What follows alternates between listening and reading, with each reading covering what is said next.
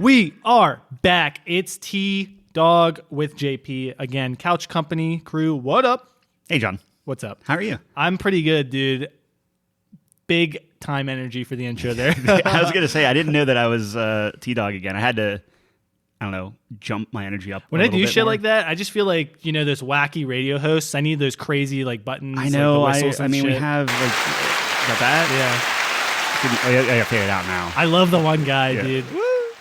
Okay, anyway. Yeah, you were telling me. So usually those kind of sound effects, I've played around with like GarageBand and stuff, so I'm used to having like crowd noises, like sound effects, things like that. But usually like the loops on that are way longer. This one's like 3 seconds. Well, I and mean, just it's loops. like stock stuff. Yeah, I mean, right, it's, sure. it is what it is. Well, so is GarageBand, right? Like that's all. Yeah, but GarageBand is like meant for that. This Sure. is like, I don't know, let's put on some applause. Woo! Yeah, Yeah, that's for pretty sure. good. It's No, all right. that's hilarious. Hey, if you ever need a boost, man, you can have someone give you a round of applause. That's always a good feeling. It's good, and you can always like you can even turn it up, right? So I mean, not to keep playing with this, but it is fun to do. So like if you have this, and it's just like you know, like you get that standing ovation, like everyone's just like Yeah. you come out, yeah, That's sweet. it's pretty good. Yeah, dude. I'm hoping I remember to put that track in our actual recording. Otherwise, it's gonna not play well at all. Oh, what do you mean? Just like the loop, like I just need to make sure I don't cut that part. Sure. Yeah, We'll no be all right. problem. Yeah, but have you ever gotten applause before for something? I don't think there's a better feeling in the world, dude. I mean, I used to play my clarinet in church all the time, and That's I feel what I'm saying, like I bro. got some applause. Yeah, dude, it's fucking sweet. It's not bad. No, Yeah. they're like, yo, this guy's the bomb. I did get plenty of requests. It actually started getting a little weird because I started getting requests to play at people's funerals. That is kind of weird. And that started getting kind of morbid, and I stopped playing. Were you Not getting because paid? of that, but no. Like that was just like That's the problem. my granddad passed away years and years and years ago, and I played this Amazing Grace that everyone, like all the older people that came to his funeral, loved it, and they're like, "Oh, I want you to play that at my funeral." I'm like, "Oh, That's awkward. Yeah. The super Jeez. awkward thing is a lot of them have either passed away or are in the process of doing that, because I mean that was like, I don't know, like 20 years ago or something like that. Yeah. Maybe not that long, like 15, but yeah, I don't know where I was going with that, but that's when I was got the gonna applause. say, Our serious episode was last week. So, Yeah, sorry. Yeah. I do have some serious things to discuss that I need to vent about whenever. Yeah, dude. I have some serious answers for you for whatever questions you serious got for me. answer. So, Did you ever play Serious Sam? Do you know those games? Yes, there's a virtual reality version of that actually. Which one was the Serious Sam? Because That's that what was the in the dude's stick running. figure game, was it? No. The Serious Sam was you just have like a bunch of guns. It's like a poor man's Doom basically, but then you have a bunch of guys like running at you with like bomb hands. Is that a or serious? bomb- Was that a bomb real heads. game, or was that like a flash game? Or flash games not real games? Was that like a flash game, Yeah, or was like we a can console? get down a deep dark hole in that. No, it was a real game. It was. I think it was on console. Yeah. I don't know what I'm thinking of, but there was like a stick figure game. You remember? You might be too old for this because you're a grandpa, but Yeah. like there's like when I was growing up. Homestarrunner.com. That was what I Is played. that what you used? Yeah. I have no idea what that is. What? Homestarrunner.com. Oh my goodness. Strombat and all that stuff? Holy like, no, nothing? shit. We were on different eras, bro. Oh no. Dude, I was Oh, my playing gosh. tanks. Marzipan I was and, playing yeah, we played some tanks. I'm sure you played a run and gun football. I don't know about that one. Yeah, so we were on coolmathgames.com. Yeah. It got past the firewall because it had math in the title. Sure. But it was just fucking flash games. It was pretty awesome. And also, I remember I discovered a way for us to play RuneScape. I was hero of fourth grade. Yeah, dude. It was so awesome. So like what you did was you went on Google, you typed in RuneScape, and then like the fifth option down was this website that had like a back way to get into RuneScape. It was like through a Java link or something. Oh wow. Yeah, Okay, it was so that was something fucking- that like people knew. No one knew, dude. We were trying to crack that one for years because everyone wanted to play RuneScape. Right. Obviously. Oh, so this wasn't actually meant for like the younger people trying to get through like firewalls and stuff. I think that's what it was definitely okay. for. Yeah, that's but what I we found. I mean, we were in fourth grade, right? Sure. What do we know? So we found it during recess one day, and that was the best day of our lives. What was your like? I assume like you guys were in the MySpace era or no? Nope. After What? maybe Oh my maybe gosh, when I was hate real. I myself. remember when my brother kind of was in that kind of deal. He's 3 years older than me. Yeah, that was after me. So dude. like making your own websites, like GeoCities, all that stuff, just man, nothing. You are, Just- dude, we oh, are on a no. different levels, man. Oh, Dude, when I was getting very, into very middle sad. school, it was like Facebook was Yeah. the thing. Oh, man. That was the new thing. Wow. Yeah, dude. Sorry. That's okay. That's all right. GeoSpace. Yep. GeoCities. I think there was like something with fire in the name. Fire. What is it? GeoHounds. GeoHounds. Grandia II. Grandia 2. That's been going well. We want to actually. I think you've been enjoying yourself. At least Yeah, you a seem lot. like it. You Yeah. pump everything up, so everything I do, seems yeah. enjoyable. Life. Who knows what I'm actually enjoying? No, seriously. Well, I mean, it's been that's fun. down my list of things to ask you. Well, but, I thought it was a good segue. That's a great segue. What's up with I always the- forget what the name is. It's GeoHounds. yeah, the But anyways, mercenary group in Grandia 2. Are they a group? I thought they were kind of individual. No, well, it's It's a group of in the people, beginning. sure. Yeah, it's like it's Okay. think of it almost like it's The Witcher. It's not like a monster hunter, but Yes, it's same thing. Right. It's Yeah. pretty. Yeah, you're a mercenary. I mean, Tell me it's about good. Grandia 2. Like, Dude, what- it's what been are a your ton of thoughts? fun. So first of all, let's start with the pros. Combat is so much fucking fun. This is one of the most fun combat systems I've ever had with a classic RPG. It just takes the turn-based model and just improves it 100-fold. For anyone who doesn't know how the combat system works, it's turn-based, but it has kind of like a ATB gauge, like Final Fantasy VII, where it fills up and then you get to make your move. But once you get to like 75% on the bar, that's when you get to pick your move. And then the last 25% is you actually, doing the move in real time. So it kind of strikes this really interesting balance of like turn-based and an action kind of deal. Yeah, and Right? like that's what I was trying to explain before. And I when I listened to past episodes, like I really wasn't doing a great job. Well, of- I'm not doing a good job either. It's kind of hard to explain. It's so unique. The cool thing with it is you still have to like run to your target and stuff like that. So for me watching you play it, and I see what you're going for, right? So Right. I see you setting guys up and picking all the different moves and Yeah. different things like that. And then you let it essentially play out, and then you have like Roan just running and trying to get to his marker Yeah. to attack somebody Right. while they're running in a different way, and like Yeah. as it plays out, that's the hilarious part. Right. Sometimes like when it works, like in your plans actually play out, Yeah. it's amazing. It's very satisfying when you kind of get into this rhythm of like you have two people on one person just comboing like Yep. bop bop bop like back and forth.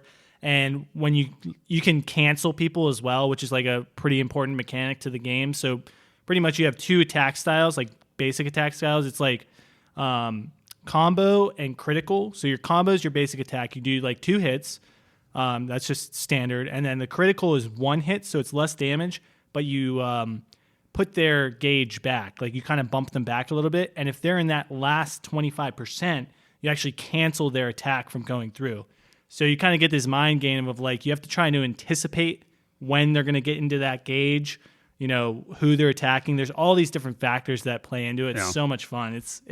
It gets pretty deep too. Like yeah, I there's mean a lot when of you strategy. have like a full party of 4 and you're fighting Right. another enemy Yeah. of 4 and everyone's just running all over the battlefield, like it's super fun to watch. Like I didn't realize just how like I thought it was going to be fairly straightforward, Yeah. like in terms of just watching. It's like on Final Fantasy VII and more of the traditional stuff, it's just auto attack, Yeah, right. a couple of specials maybe, and then you're done. Yep. With this one, I'm not gonna say every battle because there were some repeating, like okay, the strategy. Yeah. But watching you play it was way more entertaining combat wise than I Yeah. thought it was going to be. Yeah, I will say the combat system, in my opinion, is better than Final Fantasy VII. Now, I know that Final Fantasy VII has a lot of different aspects that you can do with it once you get materia. I do really like the materia system in that game. Absolutely, yeah. But the problem is the game's really easy. You don't actually need any of that stuff, as Tyler found out. I right? skated right through that. Yeah, you bad can boy. literally just auto attack the whole game, and Yeah. and he wasn't even grinding for anything either, right? So No, absolutely not. yeah, it's kind of simple in that aspect.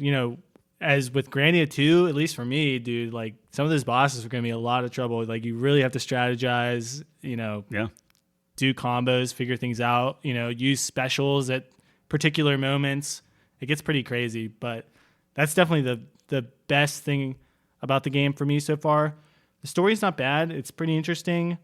I like the one chick. She's obviously like my favorite character. Yeah, Millennia. Millennia, Yep. yeah. It's Millennia and what's the other girl's name? Elena. Elena and Millennia, Yeah. right. I'm still trying to get the names down. But essentially, it's like this girl who has like 2 personalities now because she has like another person trapped inside her sort of deal. So basically Satan. Like if yeah, we're right, going, yeah. like the devil is trapped inside of her. Yeah, but the devil's cool as fuck. Yeah, it's so much better than her. She is. She's not necessarily bad either. It's pretty interesting. I'm very curious to see where this goes. They explore the gray areas. It's interesting because around the entire world, it's very light versus dark, good, evil, that sort of thing. Which is your classic fantasy Right. JRPG thing, right? Where it's like, okay, we are clearly the good guys. Yep. They're clearly the bad guys, and then it plays with that a little bit. Yeah, now with this, they're exploring kind of some of the gray areas, and just because you're perceived as like the devil or a demon or whatever you want to call her, Yeah. but she's still helping people, or she's still being somewhat nice Right. in certain situations. So Yep. it's playing a lot with the gray areas that I actually very much like. Yeah. No. So definitely interesting. I'm very curious to see where that goes. I will say it's been really straightforward so far. Like Super linear, yeah. A to B. Like, It's no A to B, side yeah. quests, no nothing. Yeah. where Final Fantasy VII is the opposite. Once Yep. you get out of Midgar, it is open. Yeah. So that's interesting. And I guess it depends on what you're looking for in an RPG. Now, to be fair, I thought there was going to be more side quests, so clearly I did not remember how linear it was. So if you're looking for something that's a little bit more expansive or like more, for lack of a better term, like open world, you are absolutely not going to get that there. Right. At least right now. I don't know if it... Do you think it's going to stay the same? Or I would imagine. I think so. I think we're far enough in that... I think we're like, what, 25%? I think so. I was looking ahead a little bit on kind of where we are and like in terms of like the chapters and things like that. We're on the last, like I would say we're about a third of the way through, maybe 33%. Oh wow. Okay. Yeah. I mean, you're flying through some stuff. We did have a snafu with the first boss, like the first real boss, Gluttony. Yeah, dude, that guy was fucked, bro. Yeah, but the key to that is just to hit his main body. Hit the main guy. Just focus that down. So you did get wiped on the first one, which was super dramatic to watch. Yeah, it was not close. to air your dirty laundry out on this. No, go watch the VOD, man. Like, it's but you had that, and then you beat him. Yep. And then the game crashed. Yeah, right. And you had to beat him again. Oh my god. And that was a nice throwback to maybe the Dreamcast era, where your fucking cartridge. I don't think.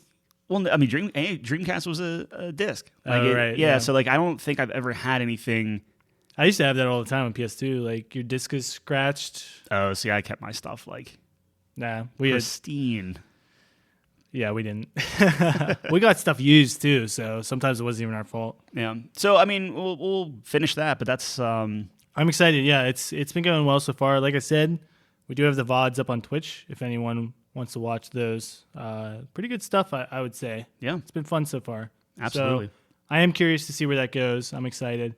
And I will say the reason we compare it to Final Fantasy VII is because obviously that was the first one. Mm-hmm. For anyone who doesn't know, that we played in this kind of series where we go back and take a look at some of these games that we played as kids. I think the comparison's pretty good. No idea why Grandia is higher than Final Fantasy VII right now. Just based on the story itself. I was talking with Kyle a little bit, and a lot of the aha moments that I remember. Yeah. And I was looking down, like that's all in like the back last half, 20. yeah. Not even back half. That's literally like the last like 25% of the game. It's I like see. all these revelations and all these crazy things happen. Okay. And I think that as a reviewer, as you're playing the game, it's always much better to end on a high note, because that's the last thing you remember as the game shuts off. Yep. This is why you have so much so many problems with like Mass Effect, where it ends on like a I would say down note. Yep. You know, check off the Mass Effect reference. There you go. It ends on such a down note that then that just leaves a bad taste in your mouth. Yes. And I think that's where I'm hoping, as I'm reading through the plots and stuff again, I'm like, oh yeah, that's right. I remember that. Okay, you'll enjoy the ending. We'll see. That's good, man. That makes me excited. A good ending is hard to beat for sure. That's the thing. Like, and this is what we kind of talked about, where I could see it from an IGN perspective. They just like to be kind of contrarian and be like, oh, everyone likes Final Fantasy VII, no, let's drop it on the list. Yeah. But if the story in Grandia can end anywhere close to where Final Fantasy VII ended, then you kind of have this thing of like, okay, the story is somewhat good. Sure. But then that combat system's really good. Yeah, no. Maybe that's how they kind of push that over a little bit. I mean, so I was talking to Tyler before, kind of explaining to him. We had a night where we were looking at a bunch of IGN lists and kind of laughing at them. So if they have a list of the top 100 games of all time, and then they have a separate list of the top RPGs of all time. And so Final Fantasy VII was in the top 100 games of all time, obviously, as it should be for sure. And Grandia II was not. But on the RPG list, Grandia II was like 10 places higher than Final Fantasy VII. Right.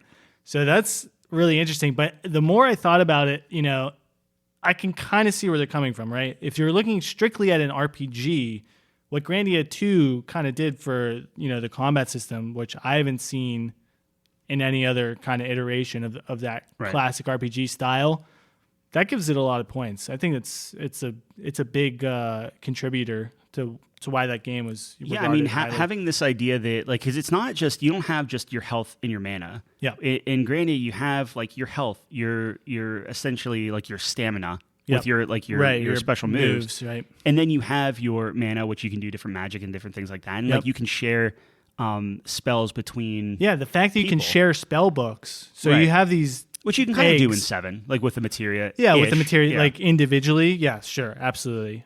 Which is probably even more tailored, right? Because you can pick specific spells you can put on each person, right? So, but with Grandia, you get these spell books, or eggs as they're called, and you have all your spells listed on there and the different levels, and then you can actually take those and put them on other people. So gets pretty interesting. Yeah, so you take that, you take your timeline battle system, you take the fact that there are no random battles, you can actually that's huge too. Yeah, it gives all these little gameplay elements that I think do push the genre forward if that's kind of what you're going for. If you're trying to pick the best things of all time or whatever, what pushed the genre in a certain direction. So yeah, that's why I kind of can understand. I disagree, but I understand where they're coming from, where it's in an RPG list, you're looking for what changed the scene, what pushed it forward, like you were saying, things of that nature. When you're looking at all-time lists, you're looking more broad scope. So Final Fantasy VII's story, characters, that's obviously going to leave a bigger impact on the gaming community as a whole, I would say. I think the perfect example of that is you would be hard-pressed to... I'm making this up. Let's go to the biggest Comic-Con. Okay.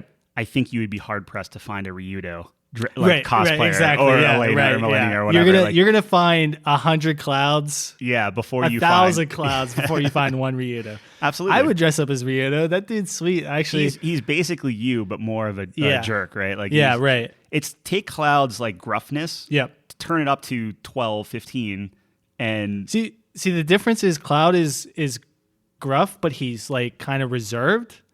Ryudo is just an asshole. Yeah, just he will go out of his way to insult you. Cloud will always be on the defensive. You say something to him and he's going to make a snarky remark back. Ryudo's no, fuck you. Yeah, if you engage Cloud might have a comeback or something like that. Ryudo is going to be preemptive in everything he does. Exactly. Yeah, he just goes after you. And it's fucking bird. The other game you've been playing is Horizon Zero Dawn. That's kind of just a side thing you're just kind of doing. Yep. You kind of fill in the gaps. Tell me about that. How good is... I've been playing that. I actually streamed that the other day too, if you guys want to catch the VOD. I mean, that one's pretty laid back. I was just playing and talking to my buddy as well. That's been really fun. So that game... and, the more I think about it, is probably shouldn't stream it because that's a big, just immersion kind of game.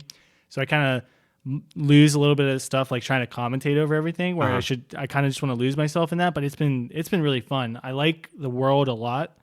It's a beautiful game, first of all. That's my favorite part of it. It just and looks then incredible. Thinking how old it is. I mean, it's what, 2018, 2017, 16? 16 maybe? 16? It's been a while. I think it's 2016 for the console version. Right. Yeah. And that's crazy. It's been a while that it looks stacked. It's still one of the best looking games, I think, out there. Yeah, just the animations and stuff. You look at that, and then you look at Andromeda. You know what I mean? Yep. It's just it's dude, it's not even close. Yeah. You know what I mean? Just so crisp and clean. That's been a ton of fun. I like the combat a lot. It's so much fun that you can slide around, slow motion. Just I use nothing but the bow. Yeah. I just love the bow so much. But yeah, that has been a lot of fun. The story for that's been kind of interesting. I'm really curious to see where it goes. So I know pretty much nothing right now. Like, obviously, it's the future. Mm-hmm. I've kind of pieced together, there's all this technology and stuff, but, who's making these machines? What happened to civilization? Right? Yeah, so that's kind of the questions that need answered. And just based on what Tyler was telling me originally, I need to get to some tower, and then it's a fucking sprint to the end. Once you hit it, it's like the last 33%, 25%. It's just like you hit a point. Much like Grandia II. Just like Grandia II. You hit a point where you're just like, okay, I just need to see this main storyline. Like, obviously there are side quests and different things like that, and you can always go back and do that stuff. Right. Once you hit that point, though, it's this is... Well, that's the thing. And it's a weird thing, and it depends on kind of how you want to do it, but if you beat the game, you can always go back and revert your save back to like a previous stage. Yeah, that's how it usually works. Yeah, but it's very good. It's a cool, it thought-provoking Dude, Aloy is one of my favorite female characters ever. She's just fucking badass. Ashley Birch, I have a huge liking to Ashley Birch, who... Great voice actor. Yeah. Just awesome character. She's super I love, characters that are super capable, and there's some complexity to them as well, right? And which I get all of that with her. Like, she's very compassionate, but she'll fucking fuck you up if you and like she still has flaws, right? And she gets those flaws called out, which I think is awesome. This was similar to Tomb Raider, which I don't think you played the new reboot Tomb Raider.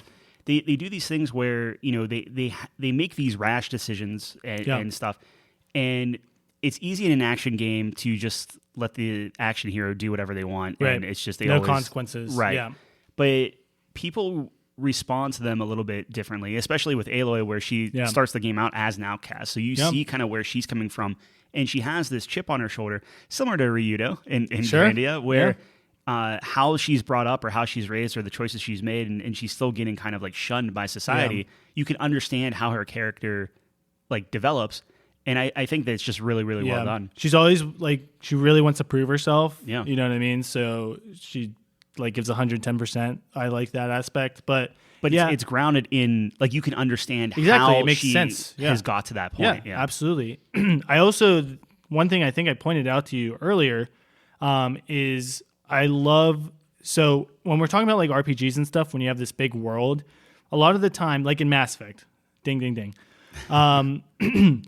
Shepard should know how the world works pretty much. I know when you start Mass Effect 1, the human race is pretty new to the galaxy and stuff, but still, like, the dude's like 30 years old. Like, he should understand, he's been around the block what the Citadel is and stuff, but they're still explaining it to you like this is your first time ever hearing about it, right? So that kind of takes you out of it a little bit. For her, I love how that she's an outcast. It totally makes sense that she doesn't know the traditions of her clan, like what these different things are, what the hunting lodge is. Like, they have to explain that to you. That makes sense. She hasn't ever been outside the Nora tribe or whatever.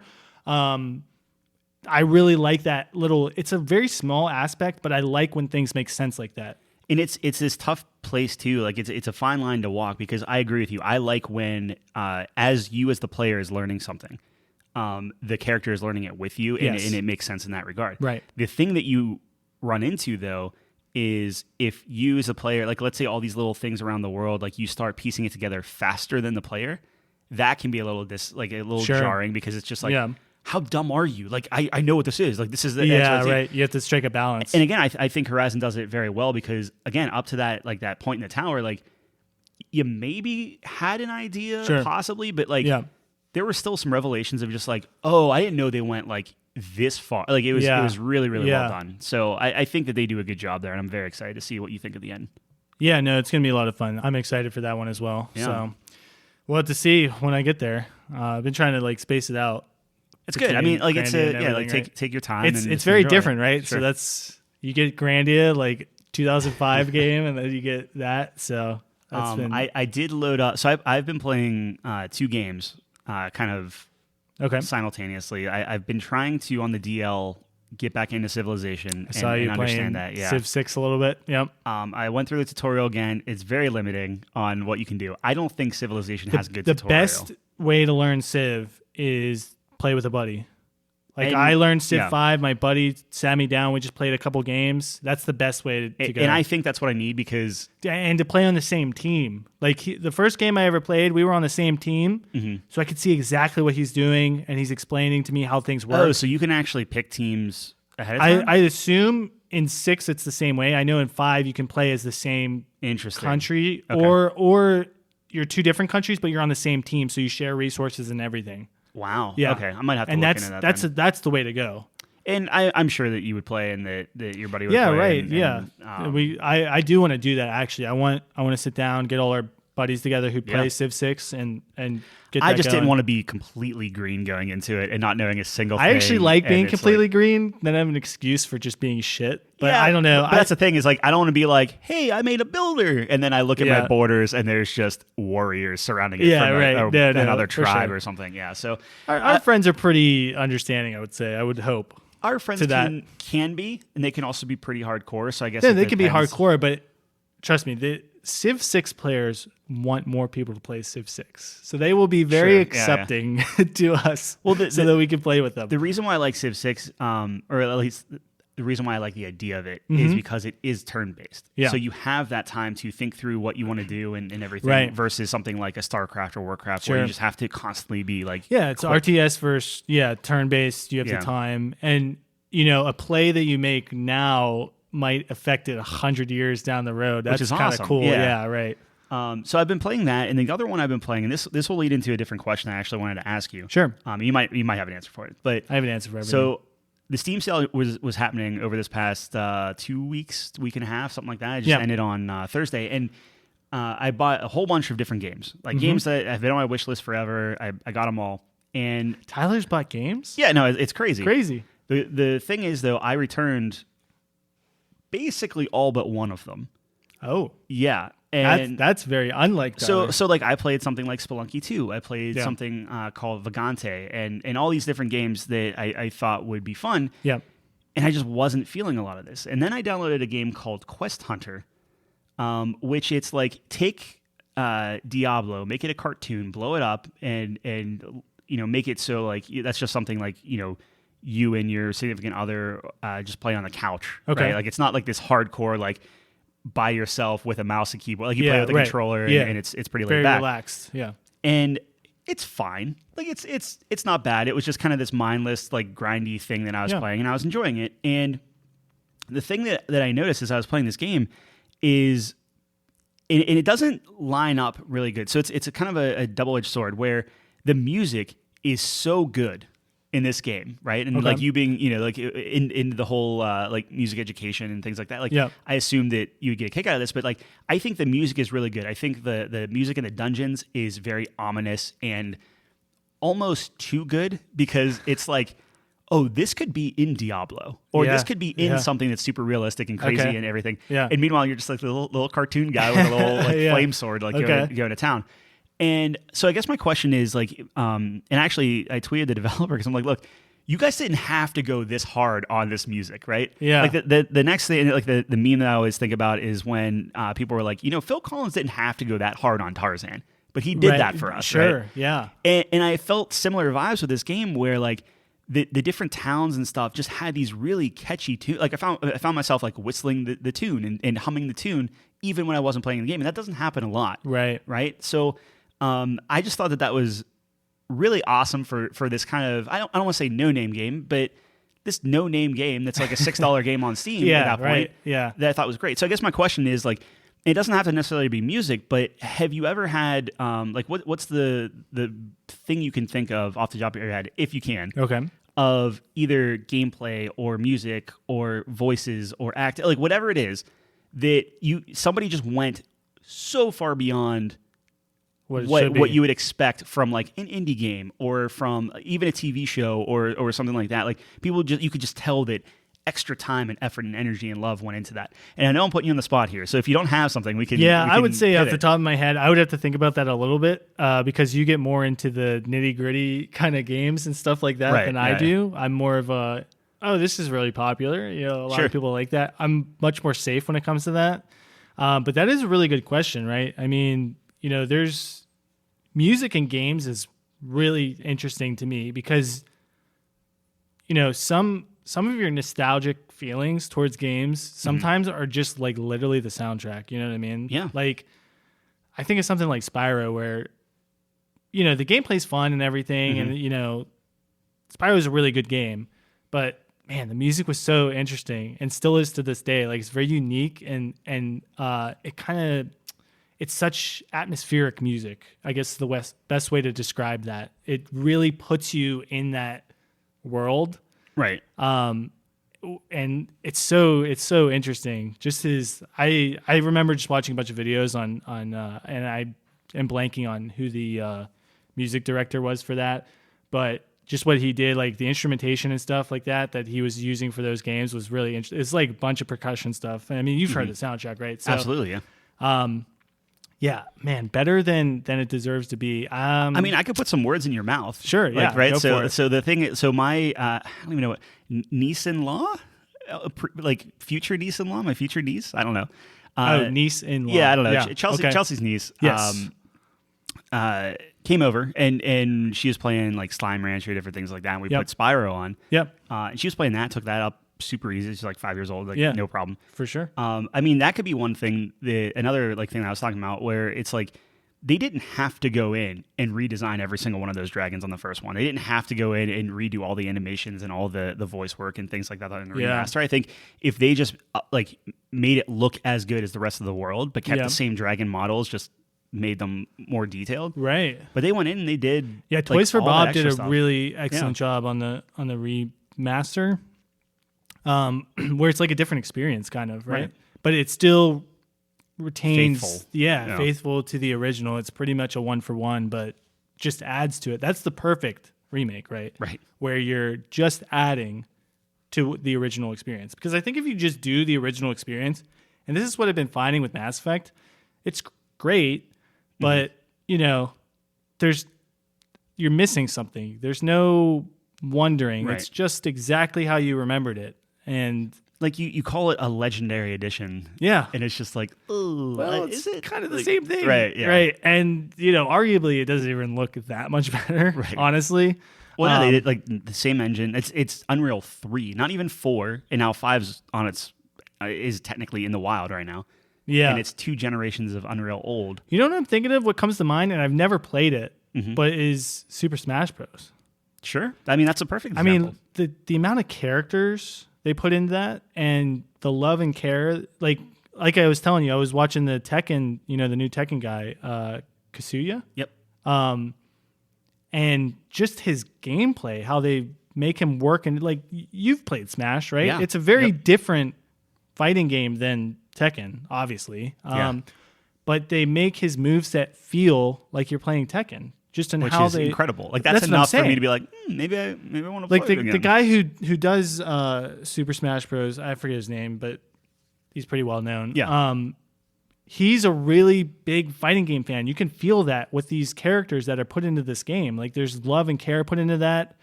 All those DLC characters, and it's just really crazy to me. Like I don't think we're ever gonna have another game like that with all these characters, crossovers. Yeah, I mean that's a game, and this is probably like even another question is when you look at all these different remasters or Game of the Year editions or different things like that, like you have Mass Effect who calls it the Legendary Edition. Right. I would say that's a little misleading. Yeah, and then you have Smash Brothers Ultimate. Yep. Where that's very true. Like that is the ultimate Smash Brothers. Like that. How do you make another Smash Brothers game? I would just you don't. I would just do continue. a League of Legends model. A CSGO model where you just expand on the game. Yeah. And then like maybe in a couple of years you up-res it or if whatever. But, right. Yeah, it's not going to be topped. I'll tell you that because they're going to make the new game and the cast is going to be half as big. How unsatisfying is that? Why wouldn't I just be playing the Ultimate until it catches up, right? Like absolutely. That's going to be a tough one for them. But yeah, that's the first thing that comes to mind. Just so many things, and just seeing people get so excited for the new characters being revealed and stuff. Smash has always been extremely popular. It's interesting that people are kind of going in this route, and we're obviously putting words in the Nintendo's mouth when we say like, oh, this is the last Smash Bros. Like, how can you possibly do anything different? Like, just continue this, right? Like, let's call it that. Yeah. Not to go down too far in the news and different things like that, but you have, if you look at some of these games coming out, where one of the biggest news things this week was they were coming out with Assassin's Creed. It's not Infinite, it's like Assassin's Creed Infinity or something like that is like the code name for it. Yeah, where it's this live game that's going to go through multiple time periods, and they are alluding to the idea, or like the rumor is that it's going to be like, okay, here's your Assassin's Creed game, and they'll just keep coming out with content of different time periods and different characters and different things like that. You think of Halo, where it's literally called Halo Infinite, and developers and publishers are coming out with these games that are for ever, right? Like it's just like, okay, this is now a platform. Yeah. This isn't a game or like this isn't like 2, 3 like a sequel. It's like here is the franchise you like. Yep. Here's Gears of War.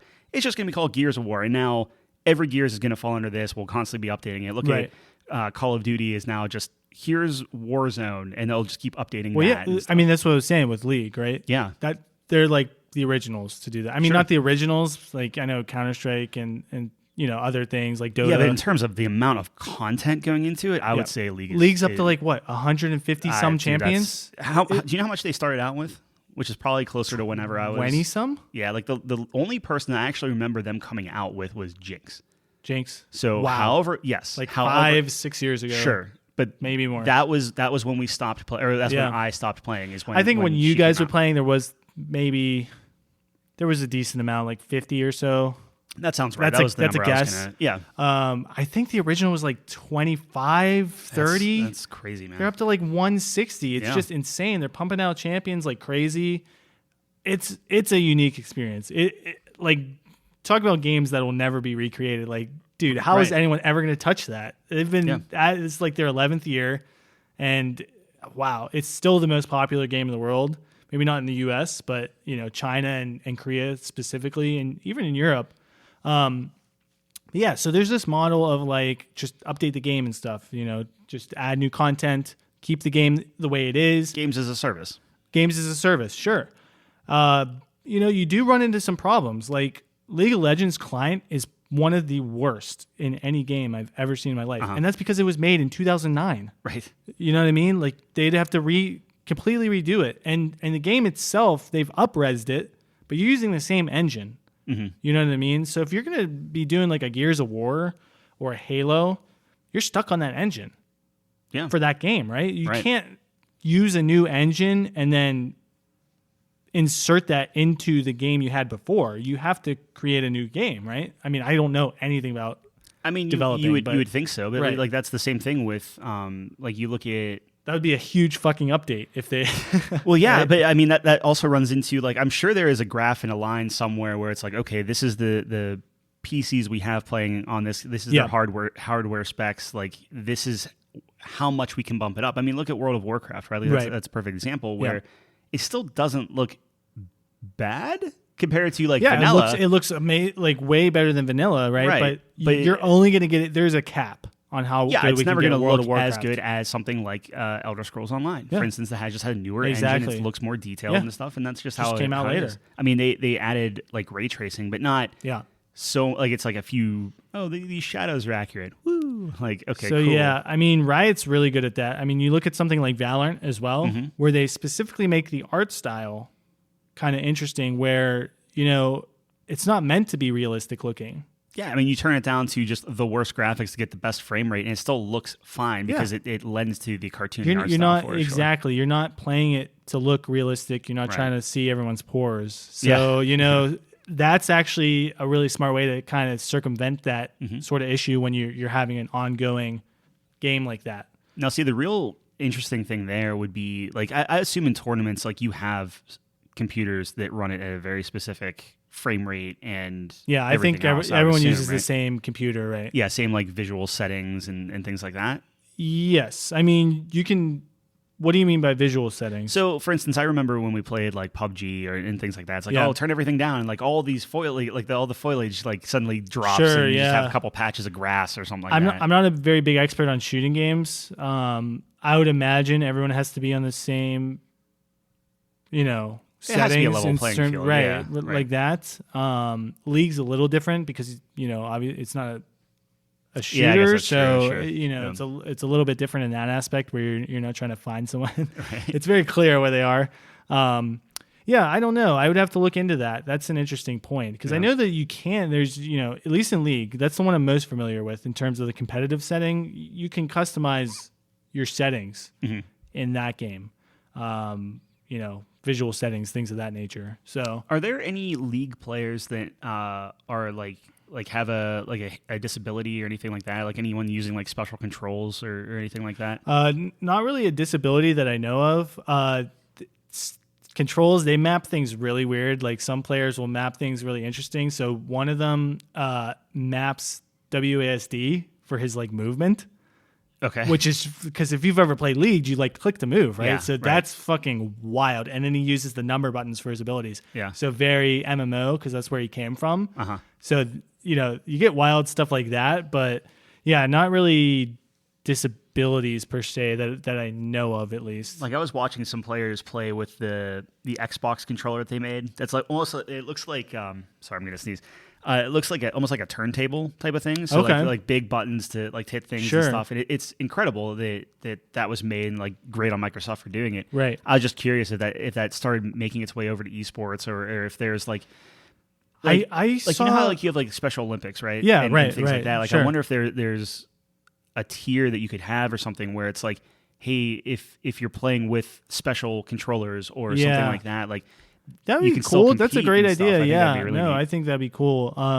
Two things I wanted to mention. One, I remember this guy reading this article or it was a video or something.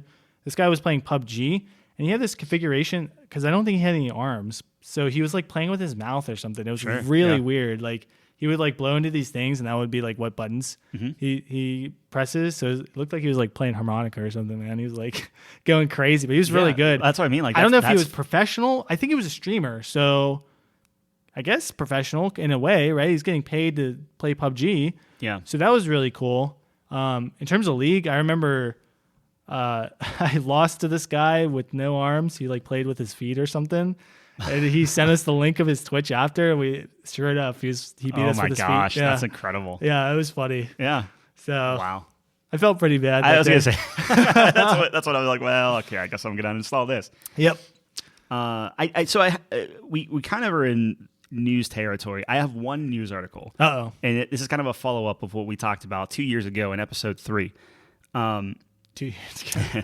Do you remember talking about the Nintendo Switch? Yeah. And how they were coming out with their new Pro model. Yeah, I saw that. Oh, so you saw it. You know what it is already? Yeah. Okay, so I was going to make you guess. What would you put in a Switch Pro? What do you mean what I would? So like if as a general consumer, if somebody, and now granted this isn't called a Switch Pro, so take it with a grain of salt. Right. But if you were to look for the next iteration of the Switch, right? Like, okay, this is a souped up, like you looked at the PS4 and you saw PS4 Pro. You looked at Xbox One X. This is the half step for Switch. I mean, like just performance upgrades, right? Right. Yeah. So they didn't do that. Right. I I saw the memes where it's like, oh, it's why would I have my Switch now when I could pay for the exact same thing? It's bizarre, but for the listeners at home, just to kind of follow up and kind of close this loop. Sorry, I ruined your segment. By That's fine. But reading something for once to close the loop on this whole like are they going to do the half step Switch and things like that? Like no, they have the Switch OLED model. It's coming out in I think it said October 8th, I believe is the date. Yeah.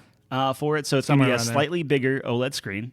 Great. That's fine. Yep. Battery, same. The internals, processor, RAM, all the same. Doubles up on the hard drive space. So it goes from the 32 gig to 64 gig. So if you want to get like the larger games out, you might get 2 to 3 more games. Great. Boom. It does have a better kickstand. So there you go. And perhaps the biggest feature of the whole thing, now you can have an Ethernet cord plugged into the base of it. Easy now. Yeah. That's crazy. Dude, Nintendo is so hit or miss. It's interesting because like what have they really come out with? Like so I guess the closest thing that I can think of, and this is interesting, and to play devil's advocate, it was hilarious to watch all of these things go through in terms of like, oh hey, here's this Switch, it's miserable. Like they didn't actually add anything to it. I wanted to play Breath of the Wild at 60 frames or whatever. Yeah.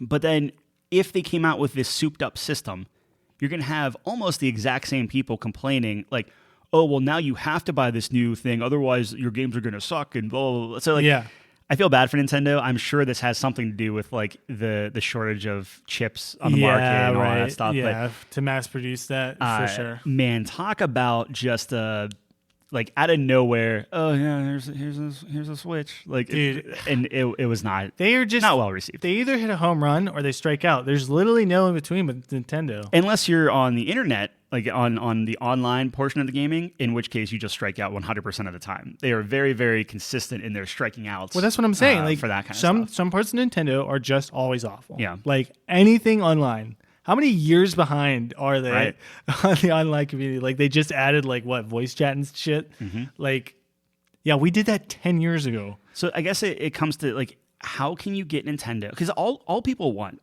like all I would want, is give me Mario Kart. Yep. On PC, where it looks better than it looks like a cartoon, like a real cartoon. Right. Like, it would just be incredible. Yeah, that is something I don't understand. Where you have this market of people who play on PC, who would buy it on PC, which sometimes even overlaps. In many cases. Why are like it just seems like it's so hesitant to get to that market. Yeah. I mean, we talk about Horizon. That game came out in 2016, and then it came out on PC in 2020. Right. 4 years later. Yeah. I could have went to college and got an undergrad degree before that game came to PC. So it's insane to me. The funny thing is, like, in order for you to maybe see that, for Nintendo to be forced into a corner where, because like the Wii U did not do well. Right? Like, no, that's what I'm saying. It's every other console. Yeah, it was Wii does well. Wii U's fucking terrible. Right. Nintendo Switch is amazing. So it's one of those things. Like the only way that I could see these things coming to PC would be if just no one bought Nintendo's hardware, which will never happen. Right. And that's kind of a shame because that's almost what you need. Like look at Sega, right? Like eventually Sega's like, okay, we're just gonna make software. We can't hang. Yep.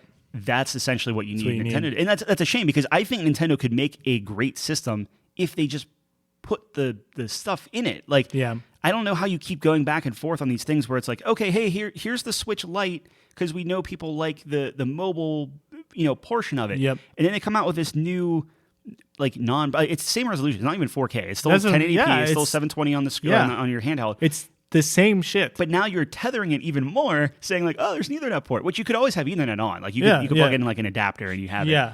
But it's absolutely bizarre. Like I would love to know. Who's writing this up? Yeah. I would love to know what the heck happened to be so drastic from it's going to be 4K and it's going to be 60 frames on did they say that it was going to be? No, this speculation? Is all speculation, sure, all rumors.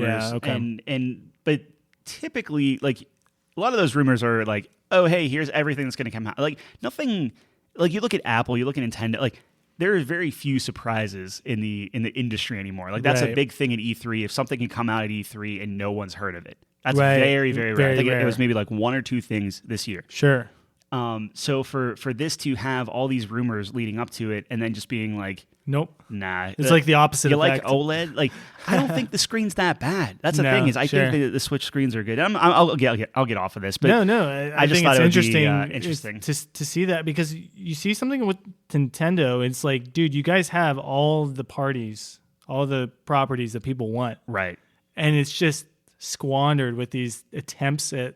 Like, how much money do you think they put into that online thing that they were doing? That's just fucking terrible, by the way. And the interesting thing, too, is, like, okay, if you add an Ethernet thing, and maybe it's just they had the space and they just threw it on there and it's there. But, like, you could... I just want to see the meeting where it's like, yep, I think we should add an Ethernet. Oh, dude, that sounds fucking awesome. You could see kind of what Xbox is doing. And if you want to go into, like, crazy conspiracy theory, like... Okay, let's hear it. Right? No, let's get the tinfoil hats out, man. If you play Minecraft on the Switch, Xbox achievements pop up. Like you are actually all the achievements you get playing Minecraft on the Switch are actually going to your connected Xbox profile. That's bizarre. It's wild, right? Like that's the only one that does it, but that's what happens. Okay, so you have to sign into Xbox to play Minecraft? I don't know if you have to play it, but you can. And it transfers. Interesting. So you have that crossplay. Sure. Then, not actually crossplay. No, it's crossplay. Oh, really? Yeah. Oh, Minecraft's very good like that. Like, sure. So if you start going down that road, and there were already rumors about this, I want to say like 2019, 2020, that kind of thing, where like Microsoft and Xbox is doing a huge push for Game Pass, right? Yeah. The newest thing on their Ultimate thing is you can stream it to devices like your phone, tablet, whatever. Okay. Imagine if now like Game Pass comes to the Switch. Oh. Now it has an Ethernet jack, so you're going to get that high quality streaming goodness, yeah. right? That could be something cool. They'd never do that. You say that. Imagine getting Nintendo games for $10 a month, like every Nintendo. Oh, game. No. I'm not talking Nintendo. I'm saying Xbox games will be streamed to, like, essentially it's converting your Switch to like a mobile device. And now you have all of your Xbox Game Pass library on your Switch. How would that work logistically? Like, wouldn't they have to get permission from Nintendo? Right. Well, that's what I mean. Like, Microsoft and Nintendo would have to do some sort of partnership to enable that, but it's not outside the realm of possibility. See, because that's interesting, because, back 500 years ago when we were talking about Switch before, right?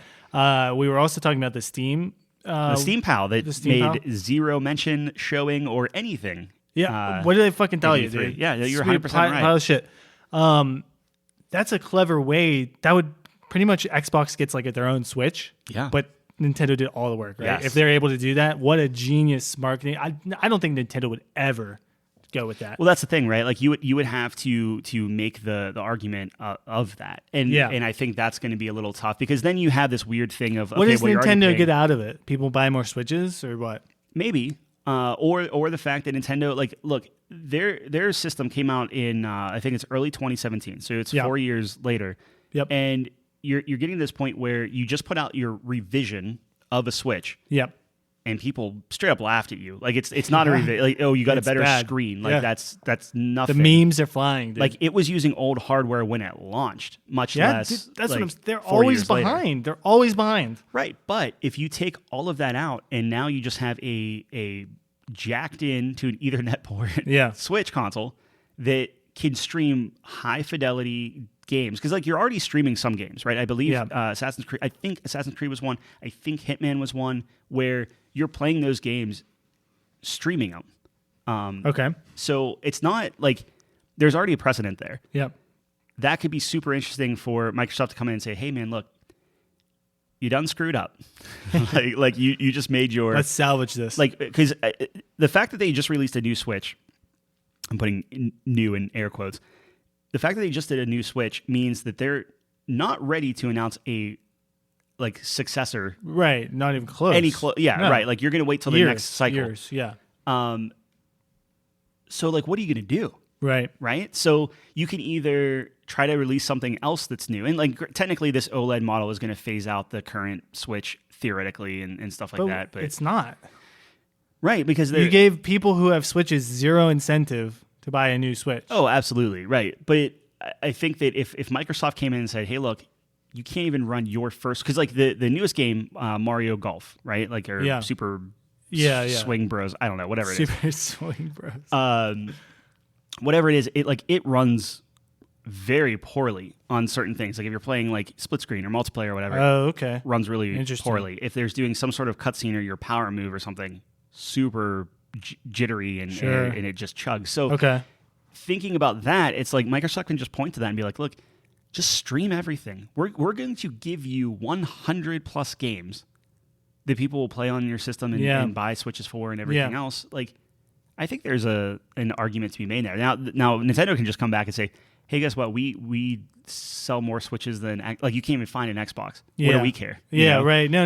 Yeah, I mean, you have to really sell them on that. Mm-hmm. I think there is an argument to be made where you're going to get a whole different, market share of people if you can stream their Xbox Live. Like, how many people with Xbox Game Pass are going to now get Switches so that they can play in their bed, right? Well, I mean, the other business thing, too, is, like, obviously this is way more for Microsoft's benefit, because if you're looking at things like... Yeah, Microsoft would win out of that deal for sure. Oh, absolutely, because, like, Microsoft is not to get super into the business side, but, like, Microsoft is not in Japan, right? Like, they just gave up. They're like, well, we can't compete No, dude, we can't do an Xbox here. There's a Nintendo World in Japan. Nintendo World, literally fucking PlayStation, Disney like there, whatever. yeah. But now, if you could somehow get your Microsoft brand into Japan through things Just that they actually Trojan have, horse it, yeah, right. for sure.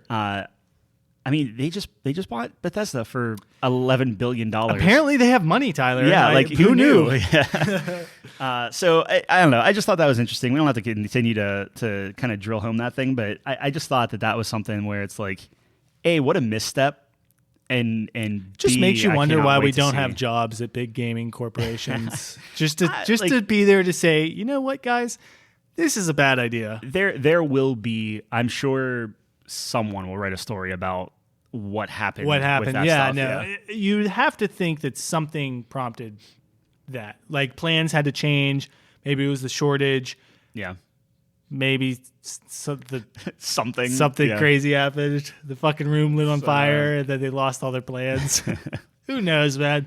But, maybe someday we'll find out. But it just might be they fucking suck at that kind of stuff because it does seem like they just dropped the ball. They just need to come out with Mario Kart Ultimate and everything will be fine, right? Like that just seems to be the... I mean, like, what would they do without Mario? Like, they'd just be dead, right? Yeah, Mario is just dead. Like, you have some Zelda stuff, but they don't come out with nearly enough Zelda proproperties. That's what I'm saying. Mario is just the fucking cow, dude. So Mario Strikers, you think that's going to happen next year then? Were you the soccer one? Yeah. Did you like Strikers at all? Or was that ever? I never played Nintendo as a kid. The soccer game I had was Lego Soccer for the Lego PS2 Soccer. or maybe it was PS1. Yeah, look that fucking one up, man. That's talk about things that don't deserve to be good. Nice. Yeah. It probably wasn't good. Looking back on it, it's probably a terrible game. But as a kid, I had fucking fun with it, man. Yeah. Mario Soccer or Soccer Strikers or whatever. Mario Strikers. Striker Bros. Yeah. Striker Bros. Hammer Bros. Dude, you remember the Hammer Bros? Is that what they were called? Yeah. Man, those guys are fucking hard.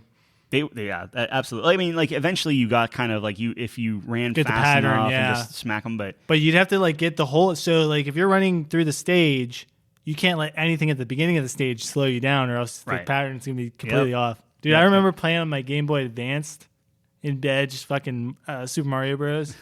That game's fucking hard. I mean, that's on the list, right? Like playing Super Mario World. You'll get Super Mario World, yeah. Like you never played that at all.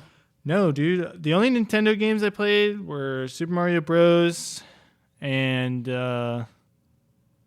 that's it. And that's it. I think that's literally it. I mean, what else? I never had any systems for Nintendo because I had PS1, PS2, GameCube. I'm very excited to watch you. Like that might be something where you just come over and we do actually. Yeah, do it on the that might be better. Do you actually like have the game? Yeah, I have the game. I have it on. So it's kind of dealer's choice, but I have it on the Switch. So if you wanted to play with like a Pro controller, you could. Or we break out the Super Nintendo Mini, where you have like a 3-foot Super Nintendo cord on an actual like Super Nintendo that's cool controller and just use that bad boy. Dude, did you see that? Remember that mini PlayStation 1 they came out with? Yeah, the terrible one. Yeah, dude. Everything was like in PAL format, so like it was like 50 frames a second instead of 60 and stuff like that. What a good idea, though. Good idea for what? Like, wouldn't you buy that if it was executed well? Oh, yeah, absolutely. I mean, they had Tekken 3 on there. I would buy it just Tekken 3, for Tekken 3. they had Spyro. Yeah. I forget what else they had on there, but it was actually funny. Like, back when that came out. I'm sure Crash Bandicoot was on there. Probably. Like, that's their baby, right? Crash? I think it's either Crash or Spyro. Those are the two. I think Crash Bandicoot is I would like to see a poll. Yeah, I mean, really like to see a poll. So here's Spyro the did thing. well, dude. Spyro won versus Crash won. I know this is very polarizing, and I actually we had this conversation whenever Chelsea's family was over here, and I was very much outvoted. But I think everyone liked Crash. Yeah, well, objectively speaking, I think Spyro 1 is better than Crash 1. Yes, I've never played the other Crash Bandicoot games and whatever, and I'm sure I'm in the same boat as you. Wonderful. I played 1 and 1.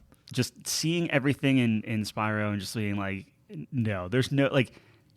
I'm sorry, dude. Spyro's what Insomniac did, I think I told you about this, but I watched like a documentary on how they made Spyro 1 for the time and like the techniques they used for. It was one of the best looking games at the time because I think I was telling you like the backdrops they used, like their color palette and everything, right? Made you seem like it was this expansive world when in actuality it was just a platformer. Yeah.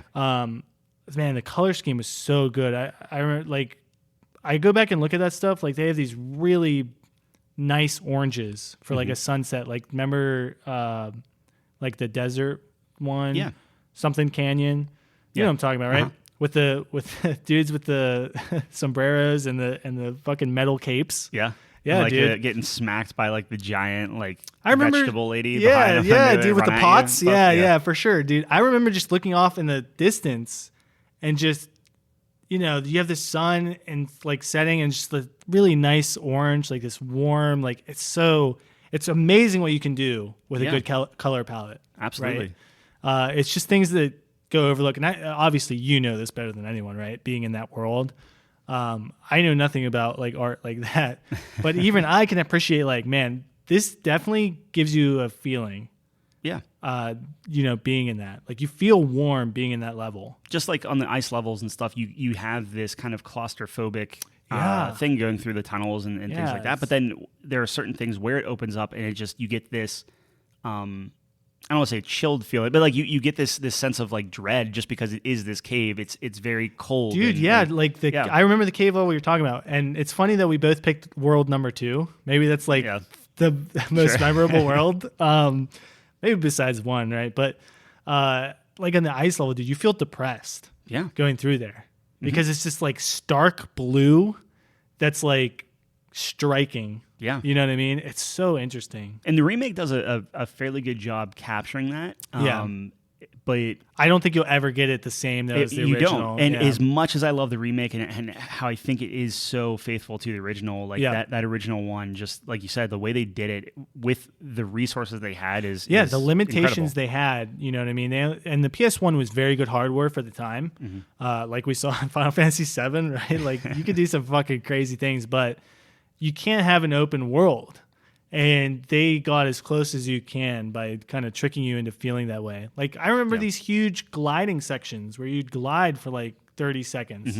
And you just feel like you have this whole world, you know what I mean? Yeah, it's like just, you could fly anywhere. Exactly. For it, And the flying levels in particular where, you get the unlimited flight and you have to hit the objects and stuff. That's the worst thing in the world. But yeah, I know. Worst thing in the world, yeah. They were very cool levels, though. They were interesting. It was a way to mix stuff up. But like, talk about dread. Like you see that, and you're just like, ooh, I don't another one go of through these. here. Yeah.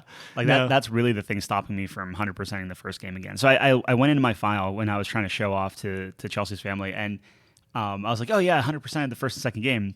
And I looked up, and I only had the second game 100%ed because 100%ed the first game on Xbox, not on my PC save. Oh, right. I remember that. So then I was like, well, now I kind of have to do the first. Like, Dude, I have the to, flying right? levels aren't that bad.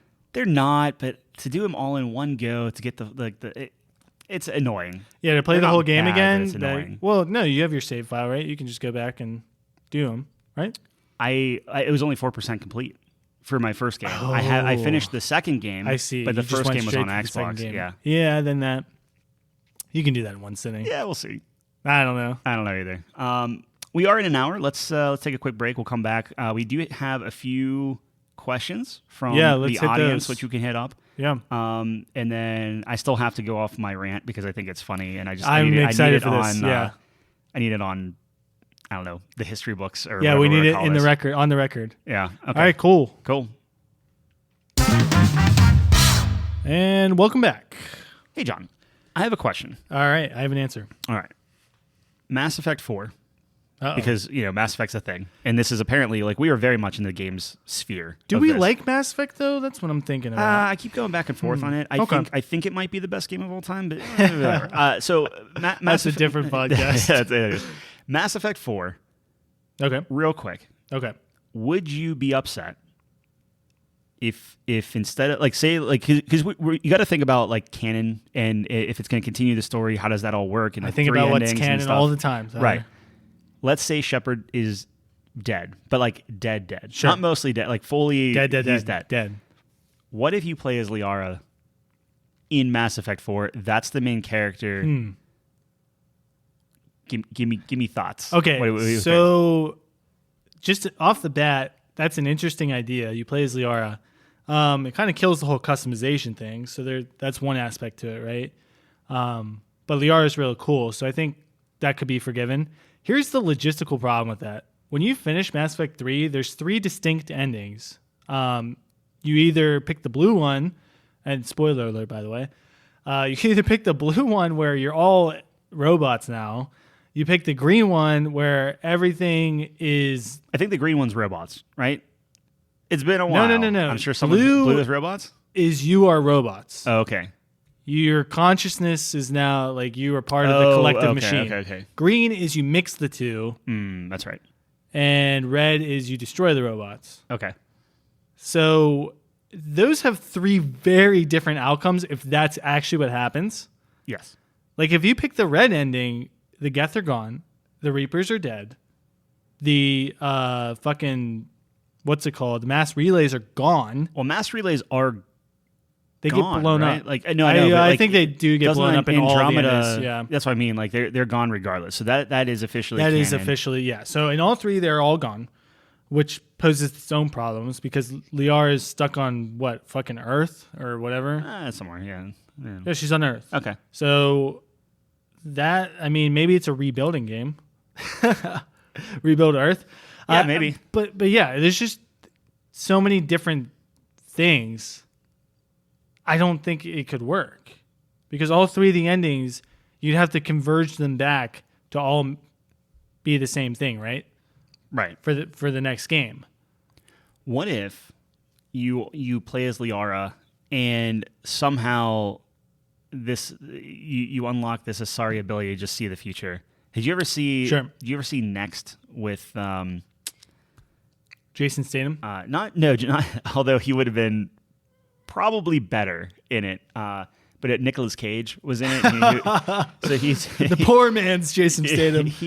So Nicolas Cage is like a magician that can see into the future for 2 minutes into the future. His future. Oh, okay, cool. Every time. Yeah, I've never seen that one. What if it was something like that where like Liara, maybe that's the canon thing is it's just Shepard and Liara or something, and then she like saw into the future, but then I don't know. Oh, sure, yeah, okay, that would be a lot worse than this thing called the indoctrination theory, which is true. Fucking fantastic. No, I don't know. I find it interesting because like you can't really have a Mass Effect game without Shepard. Is that the hypothesis? Well, they had Andromeda.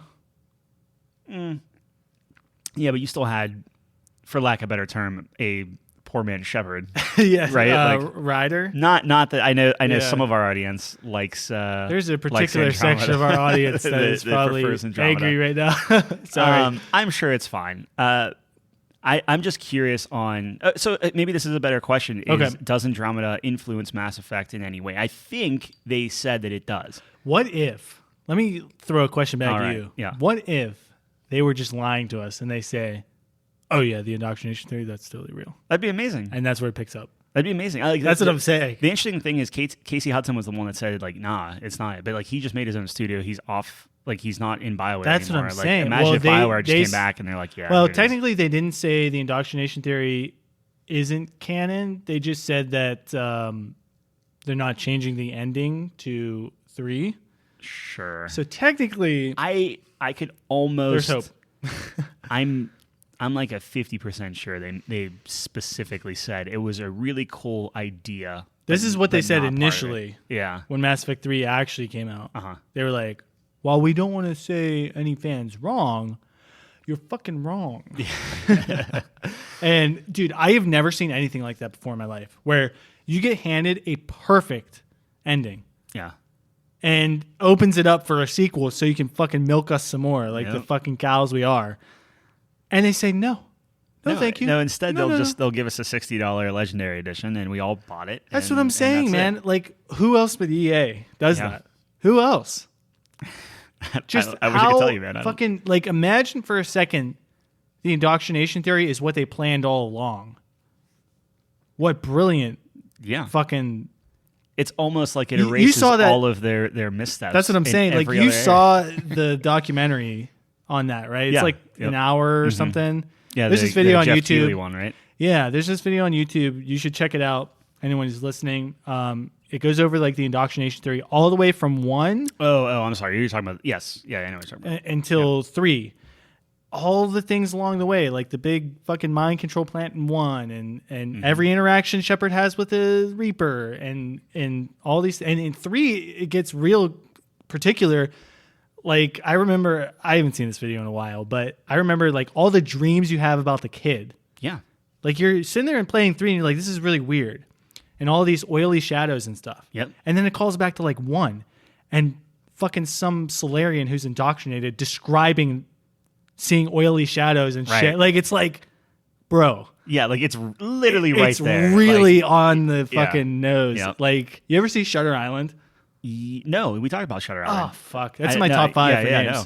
I was going to say, like, it gets better every rewatch. Yeah. Because it's just fucking mind-blowing. You got to watch that, dude. I know. Well, Chelsea, I think just watched it or something. Like, we were going to watch it. Did she like it? Yeah. Yeah. It's really good. I love that movie. Mark Ruffalo in it. And I'm a big Mark Ruffalo fan. I enjoy him. Is that DiCaprio? Yeah. Yeah, it's Leo. Leo's the best. Is there a better actor in our generation? I don't think so. Yeah. The Rock. I think, well, I love The Rock, but man, is he a fucking terrible actor. I like Benedict Cumberbatch a lot. He's like Martin good. Freeman a lot. I think Leo is a talented actor. He's a good actor. Kyle and I were just having this conversation about Christian Bale. I'm not a huge Christian Bale fan, but I will say in terms of like acting and method acting and just getting really into the role. You ever see American Psycho? No. Oh, no. He's real good in that. Yeah, I mean, like real good in that. Like it was Insomnia or something like that. Yeah. Or no, not Insomnia. He has Insomnia in The Machinist, where he goes down to like 100 pounds or something. I understand what you're saying. Then bulks up to be Batman, and then goes back down that's for what I'm the saying. fight. Like, this guy is Batman. fucking destroying his body. Yeah, well, absolutely. But I mean, George Clooney did it once, and I forget even what movie it was. He was like, "I'm never doing that again." George Clooney been in anything? Yeah, he's been doing some goofy, like kind of almost like comedy stuff. I have not seen that guy in a while, and I love George Clooney, man. Like the Ocean movies are some of my fucking. That's when he was like super favorites. like cool and suave and stuff like man, that. Now he's getting kind of dorky and a little weird. He was in that military one. Oh, not military. Oh, I know what you're talking about. Goats and stuff. Yeah, Steric Goats. That's got to be years and years old. That's what I'm saying. I have not seen him in recent times. Yeah. But dude, the Ocean movies, that's a fucking throwback. Those are. You want like those just are a good on my time? short list of things going into something completely cold and loving it. Yeah. Like Ocean's 11 is. You like 11 or 13 better? 11. Okay. I like 11 better. Sure. Just because that was kind of the classic, first and stuff. But like I think that might be in my top 5 movies. Whoa. I know. I don't like from a Whoa. I know, and it's insane. I got to pull out my top 5 now that you said that. Always have it on my phone ready for this conversation. All right, ready for this? Yeah. My top 5. Okay. Number 1, The Departed.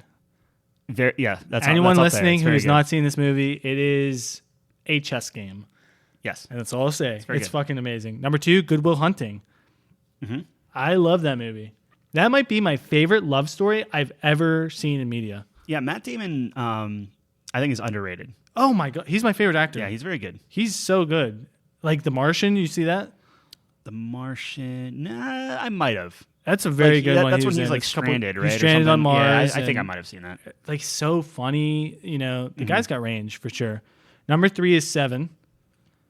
With Jim Carrey. No, Morgan Freeman. And he's like, what, 13, I think, or something? Yeah. Yeah. It's Morgan Freeman and Brad Pitt. Okay. Did you ever see that? No. What? I don't think so. You got to see 7. All right, I'll add it to the list of things I need to watch. It's like, you talk about like best experiences, not necessarily your favorite, but like experiences, like when you're watching movies or whatever, playing a game. Mm-hmm. Like you talk about Journey, right? Mm-hmm. Journey might not be in your top 10 games of all time, but top 10 experiences for games of all time, right? Yeah, it's an interesting distinction, but sure. Exactly. So this was like, I remember like it was yesterday. It was years and years ago. I was in bed watching 7. I'm fucking sweating, bro. Right. I'm drenched. I'm fucking drenched because I am just so concerned about what's happening to Brad Pitt. I'm so nervous, dude. I don't know what's going to happen. You got to watch it. It's a really good thriller. Yeah. Number 4 is Pulp Fiction. It's a good one. I like Classic. Pulp Fiction. Sure. It's just all over the place. Tarantino is great. His writing is. Yep. And I talk to you about this all the time. We need to just sit down and watch Tarantino movies. Yeah, because I would do that. He does dialogue better than anyone I've ever seen. You have these scenes where it's like, they're just fucking sitting in a cafe. My cat as just your ran cat into, just fucking run just through a ran wall. into a wall. Okay. Anyway, sorry. I mean, I would get hyped up for this too. I completely absolutely, understand the energy in the room right now. Well, like Inglourious Bastard, like the tension and everything in dialogue. In that first scene with nuts. when he comes in and he's absolutely fucking amazing. Like they sit in the fucking diner. I mean, this happens in the end of Pulp Fiction. What's the one where they like rob a bank and it goes wrong? Reservoir Dogs. Reservoir Dogs. Yeah. Fucking scene where they're just in the diner. We Chelsea and I watched that, and like you find out who did it 10 minutes in, right? 15 minutes in, something like that. Like you know, sure, on. yeah.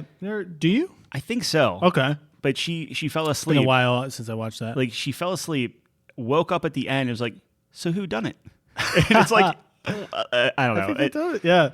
But like Reservoir Dogs was okay. That wasn't like my favorite Tarantino film. I respect that one so much. I actually really enjoyed it because you think about they were in one room like pretty much the whole fucking movie, except for like flashbacks. What's the budget on that? It's got to be like nothing, right? And it's still gripping to me at least. Django, I really enjoyed it. I liked Django a ton. I liked Inglourious Basterds a ton. I liked what was and this one didn't get as good of, I guess, reviews, but I liked it a lot. Was the 8 Hateful Eight? Hateful Eight. Yep. I actually. I which enjoyed again that was a lot, in like a room. I liked that a lot. I thought it was really good. He's so amazing at that. Yeah, that's a good point. One room, just talking. Right. I'm telling you, we have to just sit down and just analyze the fuck out of that because in an RPG where you can have a really dull moment with good dialogue, you can make that really captivating. Yeah. Now it's different. Like obviously people are doing performances, right? Where we just have text. But I think even just the way, because I really am a firm believer and you can read a Tarantino script like a fucking book. Yeah. And it's really good still. Yeah. So I think it's worth doing. Number 5, Shutter Island, by the way. Shutter Island. All right. Really good. So I don't have a list like you do. Always. But as you're talking, look at this shit. I got it all the way up to like 30. Are those all movies? So like, are you like? I have my top 10 in order. Yeah, these are all movies. I have my top 10 in order, and then I just have like 20 through 30. Just like, okay, these would be the next in line, but I didn't order those them. are pretty. So when I'm thinking of my top movie, which I don't know how we got to this, but if I don't know how we get to throw anything, my top movies out, Saving Private Ryan is number 1. Saving Private Ryan is 8. 8 on yours? Yeah. Okay. Very good. Yeah, no, I think that is the Normandy scene alone. It is my favorite movie. It's amazing. Really? Okay. Matt Damon. Matt Damon for a little bit. for a wee bit. Hey, he's an important part of that movie, though. I think that movie is still my favorite of all time. Okay. Dark Knight is up there. Yep. So that's sure. good. Sure. I like V for Vendetta. Those are like my top 3 of like. I've never seen that. You've never seen? No. V for Vendetta is very good. Okay, what are you trading me to watch V for Vendetta? I will watch Shutter Island. You watch V for Vendetta. I mean, you still have to watch Startup. So that's. You've seen Departed, right? I saw Departed. You haven't seen 7. I haven't seen 7. Which one do I want? I mean, 7's higher on your list than Shutter Island. It is. So watch 7. Okay. Do you like thrillers or no? Not really. Okay. Which they both are thrillers, aren't they? Yeah. Yeah, that's what I mean. Watch 7. I don't. Watch 7. So like, I mean, if you look at my thing, I mean, I guess Saving Private Ryan is a little tense, but yeah, you know, a little tense. It's very tense. It's not a thriller though. It's no, not like no, spooky, right. It's right, sure. But so mine's Saving Private Ryan, Dark Knight, V for Vendetta, and then like the last 2, I could go back and forth. Okay. I want to say Ocean's 11 is up there. That's amazing. It's insane. Right? I love that. I also want to say Disney's Aladdin is up there. Dude, I will tell you, really good choices, actually. And what was the other one? Crap, I can't think of it now. Oh, Pirates of the Caribbean. So, the original. Fuck those man. 3 can kind of. Damn, Disney getting some top spots Disney, here. I like that. When I'm trying to pick my top movies, those are movies that I can just watch over and over and over and be fine. And to be fair, I'm not putting this up there, but I admire it. Bo Burnham's Inside. Like I've watched that 5 times since it's come out. Yeah, like and it's going to be 6 whenever Chelsea finally sits down and watches it with me. You know, so that is crazy. I don't know, but rewatching Pirates of the Caribbean, I understand. I just rewatched all of them, so I need to finish the other 2. I didn't know Chelsea watched them without me. Yeah. So, but after playing that in Sea of Thieves and watching that first one, I understand there's a lot going on with Johnny Depp, and he's apparently not a great person. I don't keep up with that stuff, but man, is he good at playing Jack Sparrow. He's so good. So good. Well, we talked about main characters. He's up there. Yeah. Of all time. Uh-huh. You just like so iconic. So iconic. Everyone knows Jack Sparrow. You know his mannerisms. You know the way he talks. His choices. Those movies are so dumb. Very captivating. I love them. It's great. Well, it's like you've seen The Office, right? Oh yeah. It's kind of like the Michael Scott effect, where you have the buffoon and you just want to see him succeed, and then when he does fucking succeed, it's like such a great feeling. It's more so for Michael Scott because he's more of a buffoon. Like Jack Sparrow's. Sneaky capable. You have to know that he knows what he's doing. Right. Like he's sneaky capable, but it's kind of the same feeling where it's like feels really good when he does well, right?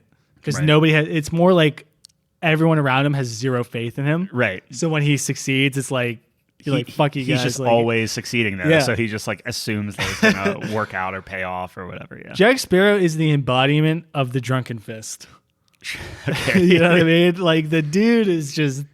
Crazy, but he finds a way. He's like a Catwoman of pirates or something, where it's just like, well, it's a weird thing where like he's always out for himself, and he'll do some nice things, if the opportunity presents itself, and he's going to get credit for it. Catwoman's morality is really fascinating, and I guess it depends on what Catwoman we're talking about, but yeah, it does seem like she's the most selfish person. Right. But when it really comes down to it, she definitely has moral values because she will save innocent people. Like when those kind of comic books get really crazy, you know, she's always on the side of good, right? Right. Even in like Injustice. Yeah. Right? Like she sides with Batman against Superman. It's this interesting thing too. Like you look at Faye from Cowboy Bebop, kind of the same thing. Very much. Like I just watched the one where they're at some amusement park and he's fighting some super assassin or something. Which is a weird one. Yeah, that was a weird one. Yeah. But like she goes and she helps him. Like helps Spike. Have you Tyler's very close to finishing Cowboy 3 Bebop, episodes. He's very I'm close. sorry. I promise. We will get there. I do want this record to show that he said 1 weekend's all he needed. I know. That's on me. Regardless, House have you? It's good, right? Okay, fucking touche. So, have you seen anything about her past yet? Where like the videotape and everything? Yeah. Okay. Well, I saw the videotape. Which again was interesting, right? Like, it was good. Very vague. But it doesn't tell you, and it doesn't jog her memory. She's like, I don't remember this. Yeah. And isn't it? Yeah. You're like. Wait, this isn't how arcs are supposed to go. Right. She's supposed to remember, and now she's like everyone's a princess or something. And, right. It's so real, where it's like, this means nothing to me. But she still has that morality of it. Yeah. And it's the same thing where if you want to bring it full circle to like Grandia, where you have Millennia, who's supposed to be like evil out for herself type of thing, but she still has this almost protective aspect for like the kid in your group and stuff like that. Right. And it's like Roan. Yeah. And I wonder if the names. Yeah, you're getting I just wonder if it's subverting expectations, right? That's really what it is. Like it would almost be like the expectation is you can't go full asshole, right? No, because in Grandia, what we talked about was it's the light and dark classic. You have the fucking devil, like you said, like it's the representation of the devil. Yeah. Showing compassion. If that's not subverting expectations, I don't know what is. That's fair. That's all right. Yeah. So, and in like Cowboy Bebop, it's like, oh, she's supposed to have a revelation. No, because that's not real life. She doesn't know who she is. Right. Ever. Yeah. Sometimes there is no epiphany, but I love the fact that she knows that this should mean something, and that's where you get the emotion. Yeah. Because she's upset that. It's a good point. She lost this. She lost herself. Really, it's really interesting kind of thing. Yeah, or sort you of see depressing. who she could have been or where she was or who she should be. She knows she's a person trapped in a different time, right? Because she was like fucking frozen or something. Right. Doing like the cheerleader stuff and doing like a VHS. But yeah, what I was going to say, going back to like selfishness with Catwoman and Faye, is Faye in particular, the more she like kind of learns about herself, understanding where she came from in a certain aspect, she becomes more empathetic, I think. Yeah, I agree with so that. yeah, the more she uncovers, I suppose. And like I mean, it wasn't too long ago, like a few episodes ago, Faye was like, "All right, I'm out of here." Like, yeah, that's right. She's like, "Yeah, we should, like, right, we should fucking if we found the bounty, we should get it for ourselves or something like that. Too, yeah. I don't know if Spike had the line yet where he's like, oh, I thought you want to do whoever gets the bounty, because like he gets one later on. Right, so she's like, well, we should split that, right? Yeah, she's great though. She's one of my favorite characters in that show for sure. No, I think they're very well done. Cool. So you had a question for me, I believe. I had a question for you. Yeah, right. Or did I answer it? I think you answered it. Which we had a question about Mass Effect. Yeah. Basically, you said no, Tyler. You're an idiot. That's never going to happen. It might, dude. It's just like, can you think of a way they really tie those 3 different endings to? Because the whole galaxy is affected. Yeah, you're either it's either the green one where you're synced up with a machine and you're combined. It's a blue one where you're all part of the fucking hive mind, or it's a red one where all the machines are dead. Yeah. There's no way to do. I mean, I know that they famous for implementing saves in, but those are 3 very different states of the galaxy, not just I your feel choices. I feel like the game would. Well, that's what I'm saying is though. I feel like you need to pick one. Yeah. And if that ruins it for some people, that's fine. But like I would argue that the game that would ruin it for me, because if it wasn't my ending, I feel fucking cheated. Would you? So what did you picked? I assume the good ending, right? Like you picked just, red. Yeah. Yeah. Oh, you destroyed all the machines. That's the fucking good ending. Because I subscribe to the indoctrination theory. I mean, I guess, but if you're destroying all the machines, like you're just going to kill Legion like that? Yep. Yikes. To save everyone else? What am I going to do? Subject everyone to be part of the Reaper hive mind? That sounds fucking terrible. Like a hybrid, like just a peace. Everyone has peace. No. Okay. Well. Dude, the Reapers need to fucking die, man. They are is the red one when it cuts back to Shepard and he takes his last breath or whatever? That's the only one where that one happens. Yeah. Oh, okay. It's like, dude, this writes its fucking self, right? Yeah, I guess. I just feel really bad about... I love Legion, too. Yeah, Legion's so good. But what is it, Legion or everyone else? I mean, come on. He's pretty good. He's better than everyone else. He's part of my crew. What about fucking Garrus? Nothing's more important than family. Hashtag Vin Diesel. Anyway, okay, so we'll see. Yeah, we'll see what happens with that. To be fair, that wasn't in EA's thing whatsoever. The trailer for that, when they did that for the Game Awards in 2020, was Liara looking for something. Yeah. So me was like, oh, she's looking for Shepard. She's looking for Shepard. They're going to resurrect him for a second time. No, she's looking for him because he's still alive because he was indoctrinated. Yeah, maybe. I mean, imagine that, like where the ending just doesn't. They're fake. Could you make another game? Maybe he's indoctrinated, and they just make a fourth ending. Picture this. He's in indoctrination theory. He's good. Mm-hmm. He's still on Earth. Yeah. Where they say the point is where he became unconscious when you get hit with that beam. Yeah. Watch that documentary. It's everything lines up. Yeah. I'm telling you, it's so good. Do you have enough content for the game? Because you're still fighting the Reapers, but it's kind of the final battle. You know? Yeah, is there enough content there? What did he truly do to finish the battle? Like, I mean... So what you were trying to do was to beam up to the Citadel, because the Citadel is the weapon. Mm-hmm.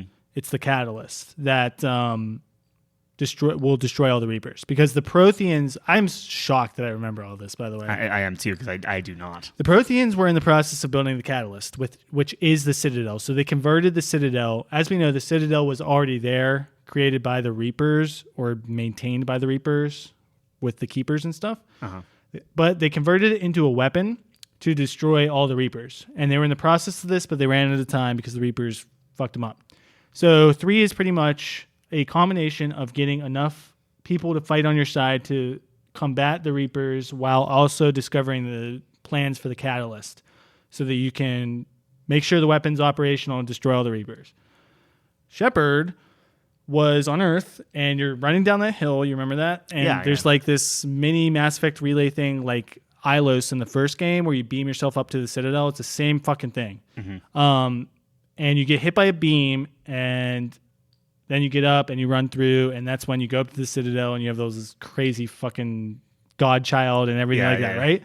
So, what was the question? I feel like I'm just explaining what the fuck it is. I mean, like, can Shepard be unconscious and taken out of the fight, and then them still defeat the Reapers without, like, wouldn't that, you're talking about subverting expectations. Yeah. How awesome would that be where Shepard was not needed to actually defeat the Reapers?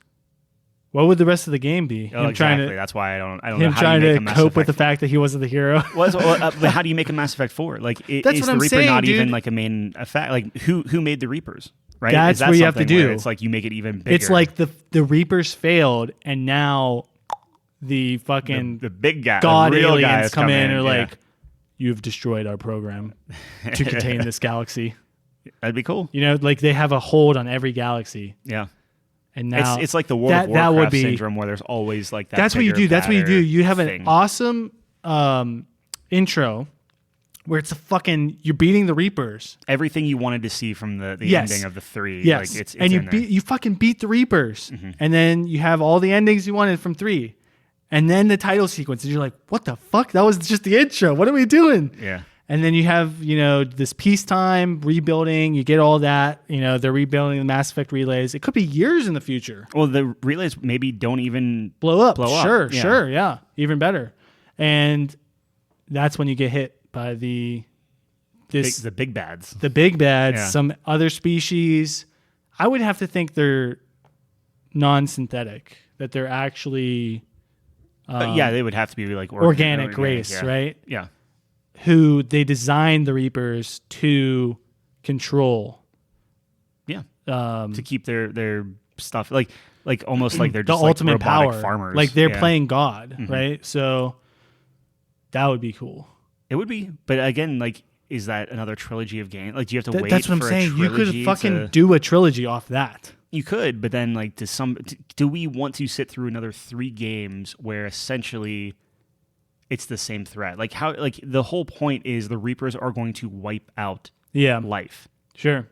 It's the same thing with Halo. I mean, Halo's trying to do it's pretty it, right? much, but like, it's pretty much Star Wars, where it's like, oh, it's still the Empire, but it's bigger. Yeah. But look at, it's not just our galaxy; it's every galaxy. But look at Halo, where it's like, okay, the flood's going to destroy everything, so you beat them, and then it's like, oh, there's something else. No, you might run into that. Everything. I mean, what? Or Gears of War, or any trilogy of like they have a good arc, and now how do you go beyond just this is a massive cataclysmic event? But you want to get some questions in here? Yeah, we have 2 questions from John. We have a call-in. So let me bring up this. So John actually wrote us. Okay. We have 2 questions. You want an easy one or a little bit of a tougher one? Let's start with the easy one. Let's ramp it up. Easy one? All right. So I think this is a fairly easy one. Okay. All right. So this is from John. Thank you, John, for writing in. Yeah. Do you think you could play your game with the most hours with opposite hands and still get good at it? No. That's basically what I said. So he said that for you, knowing you're probably talking about League of Legends. Yep. Could you click with your left hand, not Absolutely your right hand? not. And now, I mean, is the premise of the question like, okay, I put the same amount of hours in? Sure. I think I can play the game, but not at the same level. And he quoted Sea of Thieves for me. He's like, could you... Do you use a computer controller for that? Obviously, you use a fucking computer. No, I use a mouse and keyboard now. Oh, okay, interesting. So it's like, can I reprogram my brain? Now, so some backstory on John specifically, he does that. He uses his left hand for his mouse and everything else. Yeah, so he's already kind of in that realm. So I guess that was his question. I say probably not. I get frustrated very easily on games when they don't control well and I'm playing them the quote-unquote right way. Right. I cannot imagine putting 800 plus hours into a game one way and then just deciding one day I'm going to do this backwards. I know you lose all the progress that you got. Right? It's pretty. Yeah, that would be tough. I would say probably not. Like you, I would be really frustrated with how poorly I'm doing because I know that you can do better. Right. So, but that's the thing is I think I would quit before I could eventually force ask him myself to that. get good. John, can you play CSGO or Valorant? Yeah, the other way. There's no way, dude. You would be fucking pissed. It would be tough. Yeah, sure. It would be very tough. I would need a very large cash incentive. If he wants to bankroll it, yeah, dude. Go to Patreon. So for his second question. All right. This is the hard one. It's a medium harder one. This one. might be easy. We'll see. Sure. So if you had to play one game for the rest of your life, what would be classic? I feel like that's easy for you, right? It has to be League. It has to be League. Has to be League. Because they're always innovating. They're always updating. Yeah. That's actually really easy for me. Yeah. Because I do it anyways, right? Right. It's pretty much kind of asking like, what, are you willing to give up? And I don't think I'm willing to give up League. But that's what I mean. So if going by that logic, you're willing to give up every other game in existence forever. Yeah, I mean, it so sucks. How old are you? What You're 35? What are you? How old am I? Yeah. Yeah, dude, almost 40. Almost 40. So you're what, 25? 24. 24. Yeah. Okay, so let's say you have another, I don't know, 10 years. 80 years. Oh, okay, right? Like, sure, okay. Probably even longer than that. Remember, I'm going 180 on the Autobahn. So okay. keep that in mind. Okay, maybe you have 10 years. The thing is, for the next, however long it is, like you're willing to just say like, nah, just get rid of all of them. Like, Tyler, League is the game I've always come back to. Yeah. For years and years now. Been playing for almost 6 years, I want to say. Right. I want to say 6 years. And that's my tried and true. I always come back to it. I'll take breaks, but it's just always there. It's that comfort, like, love it to death just because it just fits everything that I want in a game. It's competitive.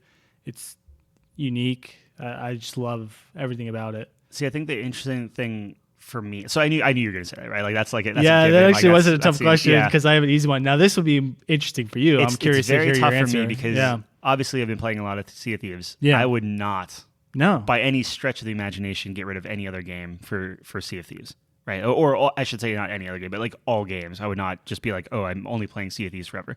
Sea of Thieves is only good if I can convince the rest of my friends. Oh, so this is interesting. So if the whole friend group is posed this question, then you have to line them up with you. Well, you either have to line them up with me or you have to convince, like, no one's going to play Sea of Thieves 60 years. No one's going to play Sea of Thieves 10 years from now. Yeah. Right? Like, something newer, better is going to come out. We're playing Tarkov. Well, I'm not playing, but, like, everyone's already moved on to Tarkov, right?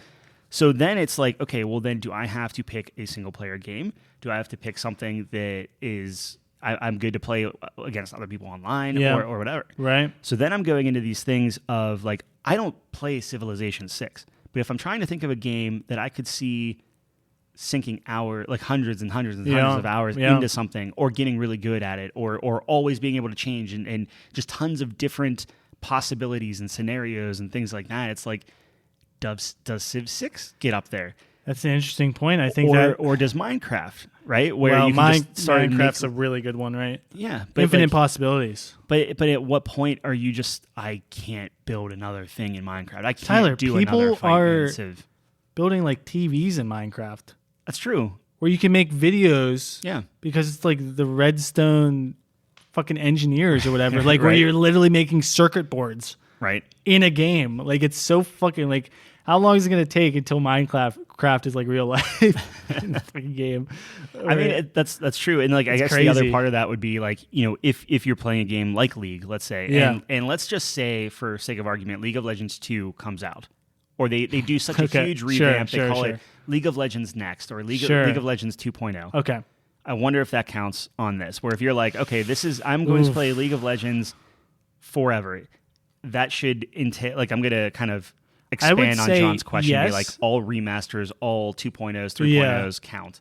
I would say that's never going to happen, but I would say if they were to do something like that, they would carry over all your champions and stuff, right? So I mean, that's a whole other conversation, but yeah, I would assume so. I'm talking like again, like if you're Overwatch playing 2 one game forever. Yeah, like would Overwatch 2 count?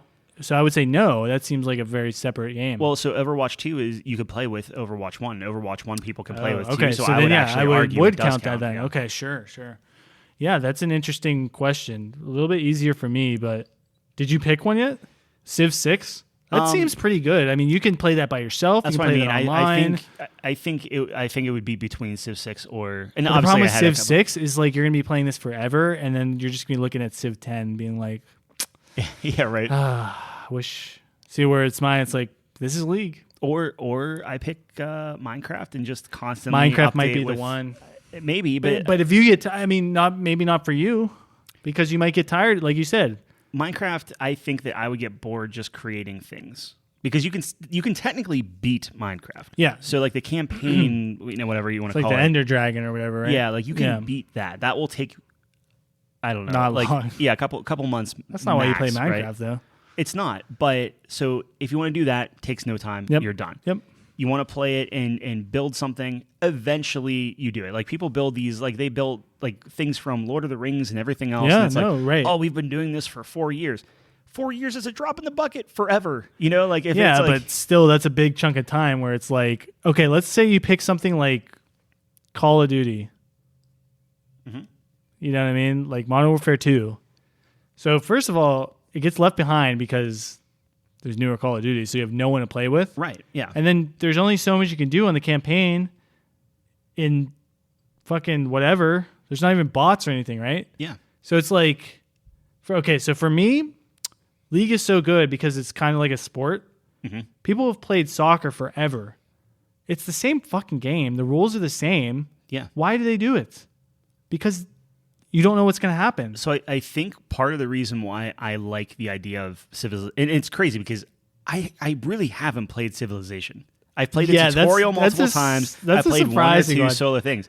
But I think it's just the concept and the idea of it where if I'm trying to think of something that Civ is not a Twitch, when I say Twitch, like Twitchy game, like it's not a real-time like a Call of Duty game and stuff. Exactly. Yeah. So reactions. As I get older, in theory, if that's the only thing I'm playing for the rest of my life, I should only be getting better.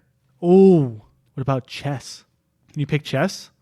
Chess online? I mean, you could pick chess. I wouldn't want to pick chess. Chess.com? Yeah. But the thing is, even with that's chess... That's another one where it's like, I mean, yes, you can get tired of chess, but people don't get tired of chess. No, you'll always have people to play chess. You'll always have chess forever. But I think you'll always have people playing Civ 6. No. You don't think? Do people still play Civ 3? I'm sure people still play What's Civ the percentage? 3. I don't know, but I mean, you're... But okay. You can find any game on Twitch. Like, yes, someone is playing it. So really what I need to just say to John listening here, John, thank you for the question again. Thanks for the question, John. What's your game? I choose Civ Ultimate then. So whenever Civ finally... Any Civ that comes out? Yeah, just crosses over. Yeah, if you can pick a series, that becomes a very different question. Anyway, so that was a good question. That was a great question, yeah. So I'm curious to hear what he has to say. We do have one more... question. I got a call in. Let me try to bring it up. So I don't know how else is going to play on audio. So let's see if this happens here. All right, hello, John and Taylor of the Couch Company podcast. My name is Darrow Aligos. I'm from Perth, Australia, and I was wondering what your opinion generally of the best first-person shooter of all time is. And then specifically the industry today, as I feel like really a lot of modern first-person shooters are basically either Battlefield, Call of Duty, or Counter-Strike reskinned to fit the theme with some sort of shitty gimmick kind of thrown on top of it. So I'm curious if either of you have any strong opinions about first-person shooters. All right, so thank you, Darrow. For calling in. Australia, man, that's far away. It's a big thing. So first off, I looked up. So I did look up the list of banned games from Australia because they do have a bunch that they refuse classification. Yeah, right. None of the first person shooters though. So it seems like there's a wide wide net for that stuff. The best first-person shooter of all time. Holy shit. Okay, so immediately I have a couple thoughts. Obviously, I haven't played all of them. First thing that comes to mind are Call of Duties. I mean, obviously, like, I'm thinking specifically 4 or Modern Warfare 2. That seems like the best ones. I know Black Ops 2 is actually really good as well. Battlefield was really good. I think the best Battlefield was probably Bad Company 2, I think. Just because it had, I think that was the best one. It had a good story. It had, the online was really fun too.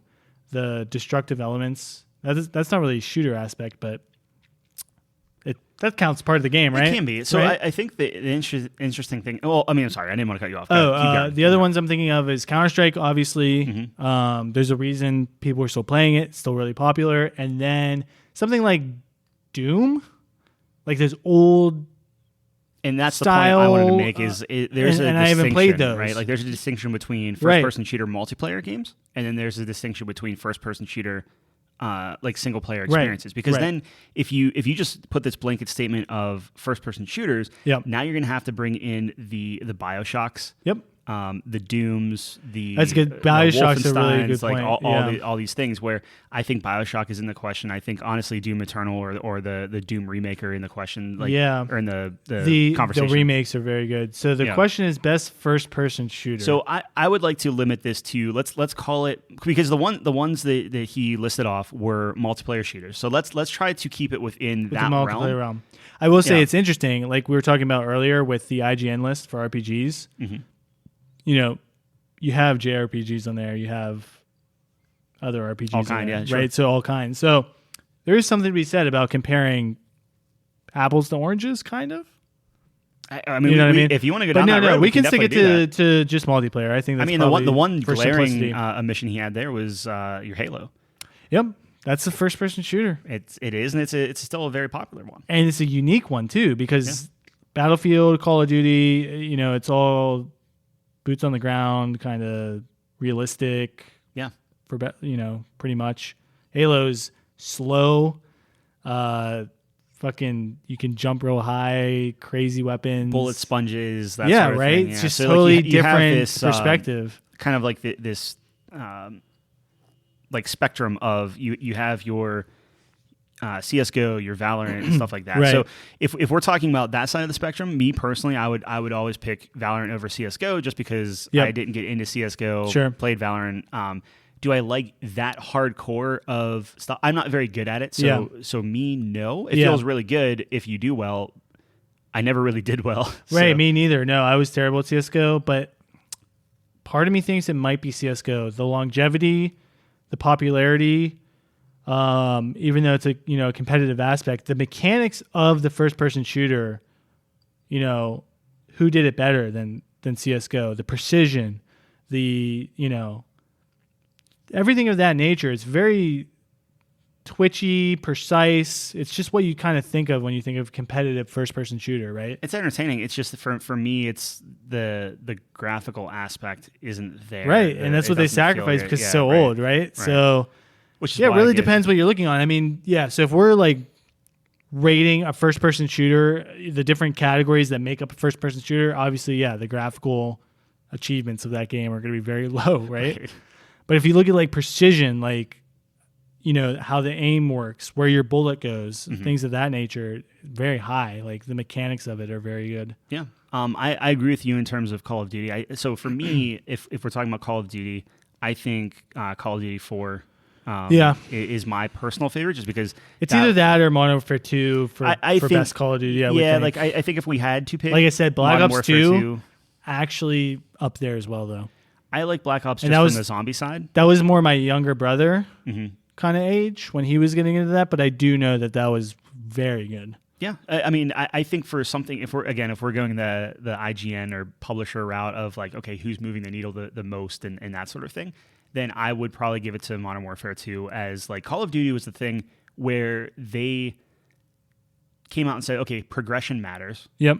And every other game like took that on, like it changed matter, changed the landscape absolutely of the genre. I would say if I had to pick one, I would probably go with Modern Warfare 2 as the best multiplayer shooter. Now, that being said, personally, what I like, I will always pick Titanfall 2. And I will not apologize. Here we go. I think mechanically, I think campaign wise, I think the novelty, I think the movement, I think every single thing about it. You talk about about a game than Modern Warfare 2 is underrated. Titanfall 2 is up there. For me, Titanfall 2 is the best multiplayer shooter, hands down, not a question. I have never had so many amazing moment. Now, granted, to be fair, I think Battlefield, in terms of making you feel important, and I think it's a scale thing for me, right? So in Modern Warfare, everyone's on the same playing field, guy versus guy, girl, whatever, but like human versus human. Yep. If you're talking about Battlefield, nothing feels better than running up as a demolition guy, taking out tanks, taking out things that are 3-4 times your size. Yep. And you feel like you're pushing the game forward, or you're defending something, or you or in a group of like 60 people, but you feel special, you feel important. Yeah.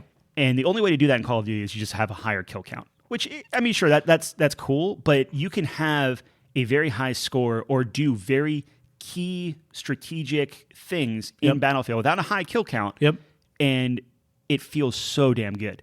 Now, with Titanfall, it's kind of the same thing where, I mean, you can have a high kill count, and that obviously there's a correlation there, but going up against a Titan and just single-handedly dismantling the heck out of it, or killing a Titan, jumping onto another Titan, knocking them out as just this guy that's like, a tenth of the size, nothing feels better than that. Nothing feels better than juking someone out, running on a wall, hanging on a door frame, they run underneath you, you drop down and kill them, or you're, using a grappling hook and grappling up and then grappling again and grabbing some guy and kicking them in midair as you jump on their Titan and blow it up. Like, very rewarding. That's the thing is, in terms of feel,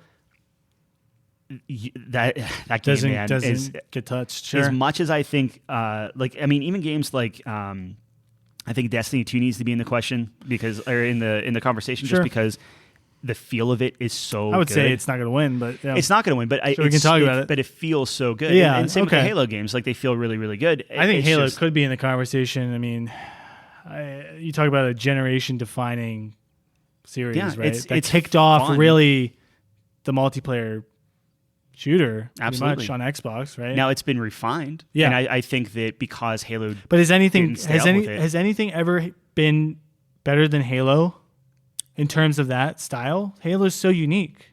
No one's ever done Halo better. You mean like in terms of like just like the bullet spongy, sponge? You're a fucking Spartan.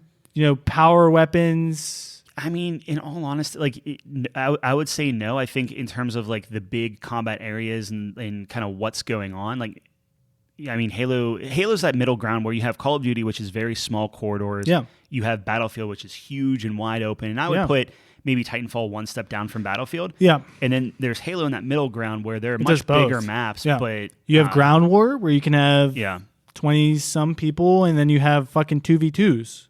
Mm-hmm.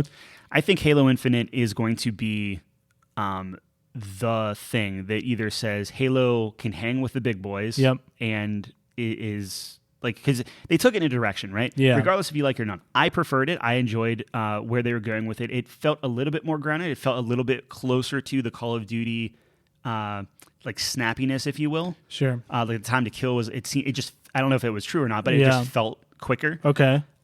Which I liked. Is that Halo? I'm sure if you talk to a hardcore Halo person, maybe not. I know, like Nate really likes Halo 2. Yep. Not so much 3. Hated 4. Hated 5. Like, and it just kind of went down. Reach was really good, in my opinion. I loved Reach. I liked Reach a lot, and it because it kept the classic Halo slow, but they did add new things like the armor abilities and stuff. Yeah. Those were really fun. Yeah, it's just like if you modernize Halo to be what people just assume first-person shooters are. So, I mean, it's a perfect example. So, like, Dara listed out the different shooters, and on that list, they're all roughly the same type, like these quick, snappy things. Yep. If you move Halo into that arena, it's not going to be able to compete. It's not going to compete, or can you get enough of the people that play the Call of Duties, the Battlefields, the CSGOs, which again, they're very different games. Sure. But can you get those people to convert over to Halo? Because if you go that route, you're automatically going to lose some Halo players. I'm not saying all of them. Some will adapt, and that's fine. But you're going to lose some of them. Yeah. So can you supplement that? Especially if you have the gall to say like Halo Infinite, and this is going to be the Halo. I mean, it's Halo 6. Like it's going to continue the story. Yeah. So can they pull it off? Who knows? I don't know. I hope they do. I was actually really excited for it. That was one of the things I was most excited for in E3. Yeah, I mean, I'm glad they want to go back, right? and I want to play through the campaigns again. Yeah. Which I think is something we can do. So, yeah, I agree with a lot of what you said. I think you have a really nice description of kind of the different kind of styles of first-person shooters. So I would agree with you where if I had to pick one, it would be Modern Warfare 2. The reason being, it was Fortnite before Fortnite. I don't know if you remember that time. I was in the middle of like... Buddy, I worked at GameStop. I remember that time. Right. Absolutely. So you know better than anyone. Everyone played Modern Warfare 2. Yeah. I always describe this. When I was at school, not everyone's a gamer. But everyone at that time fucking played Modern Warfare 2. It doesn't matter if you were on the football team, if you were in band like me, if you didn't have any clubs, if you were a big gamer, you never played a game, like you fucking played Modern Warfare 2. Everyone came home from school and got on that game, dude. Yeah, there was never a question. There was never sitting in a lobby like, I don't know what to play or anything. Like it was like you get home, you just launch Modern Warfare 2, and the only thing you have to worry about is how many people do we have playing tonight and who's going to team up with who. That's what I'm saying. And what an amazing, like I had friends on Xbox who would play Modern Warfare 2 and then I'd never hear about them again after that era ended. Right. Because they just stopped playing games because they didn't really actually care about the games. They cared about that game. Yeah. So I think I'd have to give it to that just because I know it's not always just a popularity contest, but man, the campaign was really fun, very memorable. I still remember the campaign to this day. It's something about terrorists. Yeah. No, dude, it was about soap and price, and you played as Ramirez for the Army Rangers. And Shepard was the general, and he like betrays you guys and shit. And Makarov's the bad guy or whatever. And the fucking airport scene, and like your lit up the chopper world. Goes down, and the whole level is just you crawling. Like that's absolutely. every Call of Duty, but yes. Well, yeah, but it was novel at that point. Yes, at that point, right? But so if I had to pick a game like that, yes.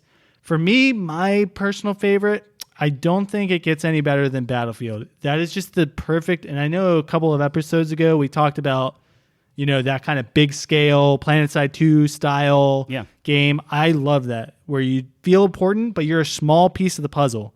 I love teamwork.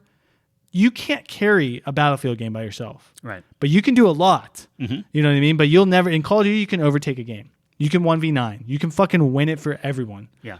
Just by literally getting a nuke, right?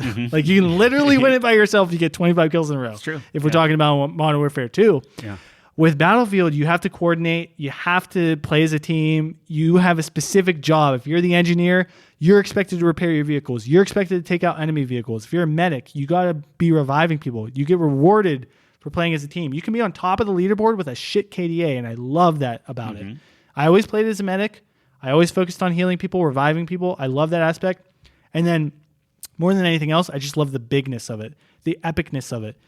Fucking explosions everywhere. A tank just fucking rolls past you as you hide in the dirt praying he doesn't see you because you're going to fucking die. Right. Airplanes, just fucking jets, everything overhead. Just insane chaos. I love being in that environment. So exciting, so exhilarating. You're just a small fish in this fucking... It just feels alive because everyone's doing something. Every player is doing something. There's just so many players that it's just... Like it's a fucking cutscene. If you have a squad and you have that group. Yes, and I did. So Battlefield 3 was by far my favorite because we had 4 that would get on, and we all had our assigned roles. We had a sniper. I was the medic. Calvin was the engineer, and then we had like a support guy with the LMG. We had everyone, and it was so fun. And I you could sway me. And now for me, I as much as I liked Bad Company, I actually very much liked. I believe it was 4 too. Okay. I think 4 was really good. I think 3 was good. 3 was the one where like entire buildings could crash down, or was that still Bad Company 2? So Bad Company 2 was the whole map is destructible. So then maybe it was Bad Company 2. You can level the entire map. In 3, you did have like certain maps where I think you're thinking like there's a map where a skyscraper could go down. I think that was 3. Maybe that was 4. Okay, that was 4. Yeah. Okay. Then yes, you're thinking of Bad Company 2. Which is why I think that was the best. Yeah, and that's fair. It's like that. Whichever one that is fully destructible, that was one where I played more of the engineer. Now I did dabble in like sniper, and it felt really good, and that kind of thing. Was that the? I guess all of them did that. I forget which one it was, but like I was like running to a drugstore to get like Mountain Dew or Dr. Pepper or something, just so I could get the ghillie suit or something like that. It's crazy. Yeah. You can convince me because I would say if I had to rank them now, again, from a feeling standpoint. Goddamn, Titanfall's so good. I understand, dude. I played Titanfall. I had a lot of fun with that. But it was just... If Titanfall had a good release, if they gave a fucking shit about that game... Meaning EA. Yeah. Meaning EA, right. Yeah. Because you talked about... What was the thing that ate it, pretty much? Was because they were focused on something else? No, like they just wanted to put something out to combat Call of Duty, and then they rolled out Battlefield. Okay, yeah, right. And so I forget which one it was. It was either 3 or 4. Sure. That came out and nearly a month later. It might be a completely different conversation if that wasn't the case. But like part of the game can be really good, right? It can be a hidden gem, but part of it is discovering it. Yeah. And if you're not able to, I completely agree. I will never be able to play the heyday of that game again, right? Right. Whereas I have fond memories of Call of Duty, like we talked about, Battlefield. Absolutely. You know? The thing is, that does play a factor. Like the guys that made Call of Duty, what Call of Duty was, they're the ones that made Titanfall. So like if you like that style, it's like you take that style and you bump it up to 100, and it's right. So good. It gets crazier. I guess in that kind of same vein though, like I think Titanfall feels better, but Battlefield is very, very fun. Very fun. I'm excited for the new one. So are we gonna? After you've been talking about it, you're actually making me super jazzed to play the new Battlefield. Yeah. Is that something? So to answer Darrow's question definitively, yeah. Is Couch Company just going to endorse Battlefield?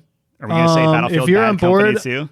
Well, I would say I'm okay with 4. I liked 4 a lot as well. Okay, yeah. let's say that because Bad Company 2 is a little bit before my time. Fair enough. So I was on the latter half of that. I just know how fun that is for a lot of the fans, and I love that destructibility. Like, because in 3, there are things that are non-destructible. Like, there'd be the warehouses, and it makes sense because, like, that's where the objective is. So obviously you can't just crash that down and then open it up. But in Bad Company 2, you could. Everything you saw was you could blow it up. And it wasn't as detailed. Like, all the warehouses looked the same and stuff, right? Like, it was some sort of sandbox thing. But those are all just cover. Like, that's all that is. But that's all it is. But that's how fucking... I wish they could... And this is really tough, because if you're talking about realism, some structures are pretty sturdy. Mm-hmm. So I wish they could get to a point where they could have something a little more beefy, where you start hitting it with artillery and it breaks apart piece by piece a little bit better. I think you can really have a nice engine with that if you focused on it. Yeah. That's tough though, right? Like, I'll be very interested to see how Battlefield differentiates itself from something like a Warzone. Right, because the trailer cool looks as it good, looked, man. The weather aspect, as like cool as it fucking looks. tornado. Like, sure, it does look like they're turning it up to 11, right? They're right. sacrificing some realism to just fucking. But I don't want to lose the feel of Battlefield versus something like Call of Duty, where Warzone is very, I guess, arcadey in comparison. Yeah. So that's the only thing that I'm personally worried about. But we'll see. You know me, I love my immersion. Yeah. And we didn't even talk about it, but Battlefield 1 was a lot of fun for me. Sure. And I remember I was playing, I would play with my buddy, and my lights are off, dude, fucking 2 a.m. Like, this is prime college, you know what I mean? Like, I felt like I was in fucking Dunkirk, bro. Like, I'm in the trenches. I hear the whistling coming past my head, Yeah. The whistle sounds. We fucking charge for the next trench. I mean, those moments are irreplaceable for me. So you feel like you're fucking there. I liked 1. I like the simplicity of like the weapery and different things like that. I think the problem that they had with 1 is they didn't stick to their guns. I guess pun intended. I don't know. But the thing is they kept tweaking, right? Like they kept listening to the community and like, okay, no, don't leave us for Call of Duty. What can we do? Oh, time to kill. Yeah, we'll tweak it. Oh, we went too far. Okay, we'll tweak it again. And it's just like these little things of just like, held firm. Yeah, like this is what you came out with. This was your vision. Stick to it. And people will either take it or leave it, but like all of these tweakings, you're alienating more people by completely changing the game. I think at that point, right, you stick with your guns. You're going to do World War I. It's going to be slower. It's going to be single action, You're not going to have automatic weapons really, except for, right. stationary machine guns, things like that. And they already, like, when the game was released, they did have some automatic stuff, which I wasn't a huge fan of because obviously it's not really time appropriate. Towards the end of the war, actually, they did have some stuff like that, but obviously it's like, during the meat of it, it's, you need people to come from Call of Duty. I guess, but man, if I would really stick to my guns, like you said, because it's something different. Yeah. You don't always have to compete a 1-1. Well, I'm just happy that they're taking the route of like, okay, we saw how fucking arguably bad. Well, like, well, I'm saying like Modern Warfare did well. Right, like when they retold it and they redid all the sound, they went back. I think Battlefield at this point is more like, World War II, we bombed. Yeah, oh, absolutely. So we need to go back to our roots, and that's a little bit. That's probably what it is. But yeah. That's something where it's just like, okay, let's make it a little bit more real. Now it's what 2042 or something, 40 like that. something, 40 yeah. something. Yeah. So it is in the future. So they do have some, they can play around with stuff, of right? playing with it. But I'm excited. I'm tentatively excited. I think that's something that you're gonna get that on Game Pass. That's actually a good question. I don't think you will. I think that's one of the ones that, really? that Xbox showed, and it did not come up on Game Pass. That would be nuts if you could do that. Game Pass. Game Pass is pretty good, man. Just to play Forza. It's, $10. It's, heck, it's $1. You can get a month. I can of get Forza the new Horizon for Game Pass, right? Yeah, absolutely. That might be like Horizon Microsoft drops. I might drop $1. Yeah, and then if they convince me, I might keep going. if they did, but then if not, then I could play Forza for a month for $1. That sounds awesome. Yeah. And if it's anything like like Forza 4, like if you get it early, so if you pre-order it, or you pay for like the big edition, you can get it like for the weekend or something. Like you get it like 3 days early. Okay. If you have Game Pass, that counts because you get that edition. That's the thing that's crazy. You get everything. Yeah. Man, so good. In a game like that, for sure. Whew. It's real good. But yeah, so Couch Company says Battlefield 4. Which I did not think that's where we would go with it, but I feel good about it. That's what I love about us, because once we start getting into the meat of it, and all these memories start coming back, you're like, you know what? That was fucking fun. It's all about feelings. If I'm playing a game and it's what art is. am hating it, right? Yeah, it's art. Sure. Like you want to feel something. I agree. Yeah. And obviously you don't want to hate it. Yeah, I don't know where you're going with that. I was going to say, like, if it feels like, if I'm playing something like Valorant, there are times when I'm playing it and I enjoy it, and that's totally fine. Yep. I am feeling bad and like I'm letting my team down more in Valorant than any other game. Yeah. More in Tarkov than any other game. Even Call of Duty, I feel like I'm okay at Call of Duty. I'm never at the bottom of the leaderboard, but like I'm not doing anything necessarily as good. Yeah. But when you talk about Titanfall, I'm usually pretty good in Titanfall. And just because it clicks with me. That's why I like it. Yeah. And it's the same with Battlefield, where like I might not have the highest kill count, but you're making I like, just score wise, I know I'm defending. I know I'm knocking out tanks and different things. It's kind of like Overwatch too, which we didn't even mention. Surprisingly, right? Like, Overwatch, it has its place. I never felt bad in Overwatch, but I never felt like I was. I will say, I was just bringing that up because you liked playing Mercy. Yeah, very supportive. Your style. But man, on paper, Overwatch should be my favorite game of all time. Yeah, a MOBA shooter. We didn't even mention it until now. That's kind of crazy. On paper, Brink should be my favorite game of all time. Man, a lot of people you owe a refund to. I know. They all got them. Everyone. True, the next that next week or whatever. Person. Sure. Yeah. So I know we're kind of going over. Sure. Can I vent on one thing? Oh, I forgot about this. Holy shit. Yeah. And this might be coming out of nowhere, and this has nothing to do with video games. I'm very excited. Okay, so vent. It was America's birthday last weekend. Yes. Right. So in the spirit of, hey, I'm going to just take a mental health weekend, right? Okay. I took Friday off. We had Saturday, Sunday, and because 4th of July was on a Sunday, because that's like a federal holiday and we already have that on the calendar, we got Monday off. Yep. Yeah. Yep. And I took Tuesday off. So I took Monday through Tuesday off. I was like, okay, I'm just taking this, like, what is that, 5 days? Like, just this kind of nice, almost full week of just chilling, relaxation. Yep. Wasn't as relaxing as I wanted it to be, but it was fine. Okay. Come back to work, and Wednesday, Thursday, and then today, 3 days. It felt like I took zero time off. It was like I jumped right back in, and it was just brutal. There's a lot going on and stuff. Super busy right now. It's great for business, but it's super busy. Right. So the thing, and I'm going to be walking this kind of like tightrope of everything I'm saying is not specific to my company. Okay. So let me just preface that. I would like to put corporate America on blast in terms of terminology and something like this. So you know what a deadline is? Yes. Right? Yeah. A deadline, for those of you who don't know what a deadline is, that the one is of there you, like another definition that yeah, right. It's pretty simple, right? For those of you who don't know what a deadline is, if you have a project and it has a deadline of this time and day, your work needs to be done by this time and day. right? And somehow in the past, I'm going to say 3 to 5 years, we've got to this point where deadlines are no longer They're suggestions. They're suggestions. No one's holding anyone accountable for that. It's like they're these, hey, if you could get your work done by this point, that would be great. And to combat this, we've come up with another terminology. Again, in the past 3 or 5 years or whatever. Now we're calling them drop dead dates. So now we have deadlines. And then corporate America decided to say, okay, I see you have this, like, let's say like Friday at noon is your deadline. Yeah. But what's the drop dead date? Like I made up the deadline to begin with. Like it was a suggestion. And now they want to know, but no, really, when do you need it by? So that's been going on for a while. And that's been irking me, right? Yeah. Like crazy. Sure. Well, now people think that drop dead dates are also suggestions. So now, and again, I apologize for just venting like this, but I need to get it out there. Get it out.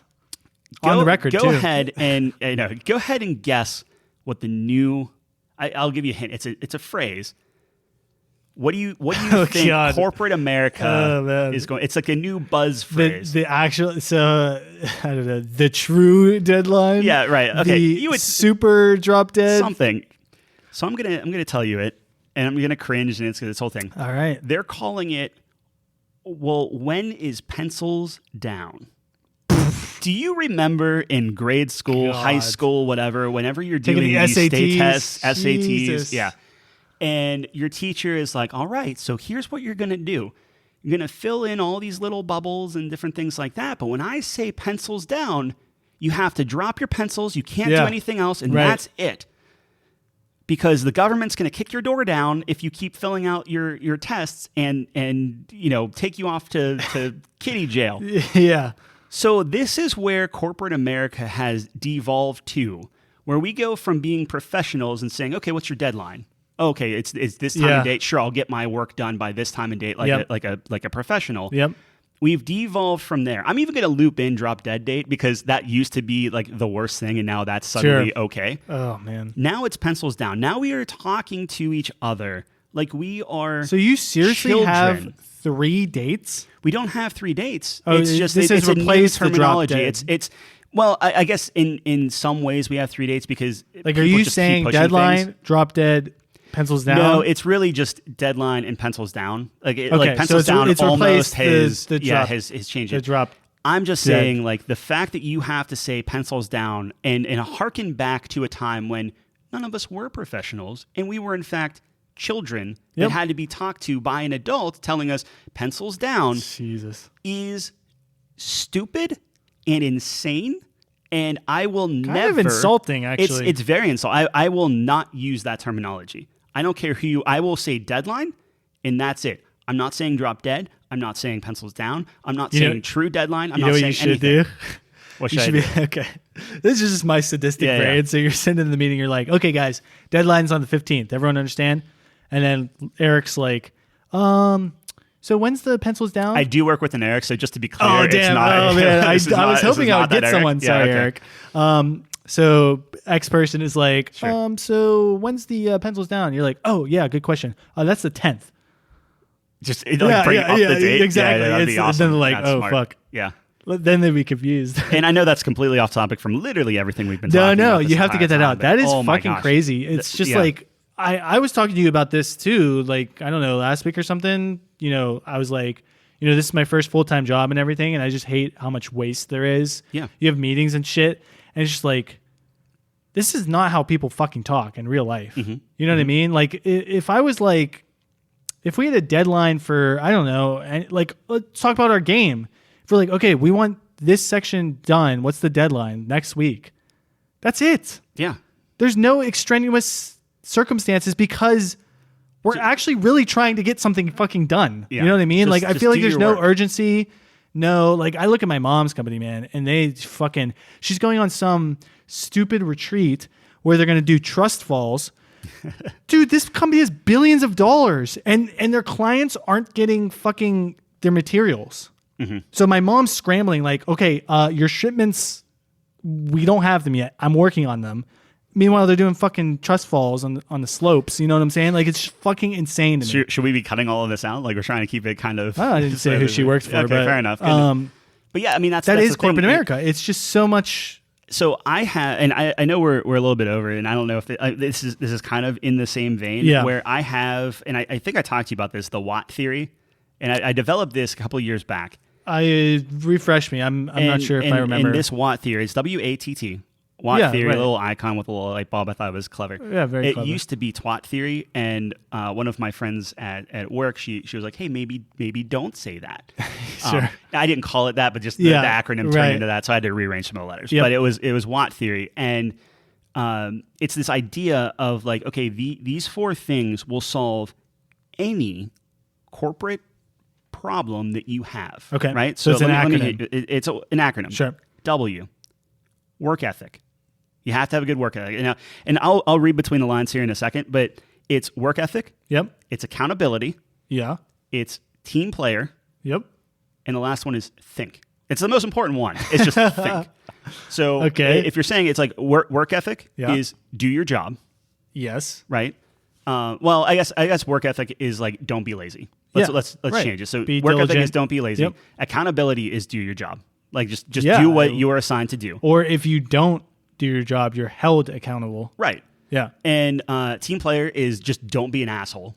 Yep. And think is just use your head.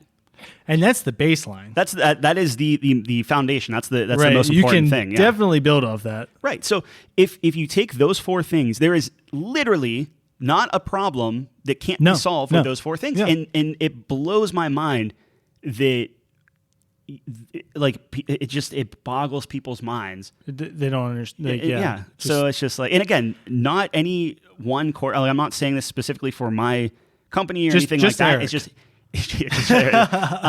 just in general. Like, no, absolutely. Any company can implement that. Yep. It's just as human beings. Tyler, when Couch Company blows up, that is going to be Watt theory. Like that's what it is. Like we're that's going to put it on the board with our first hire of recruits.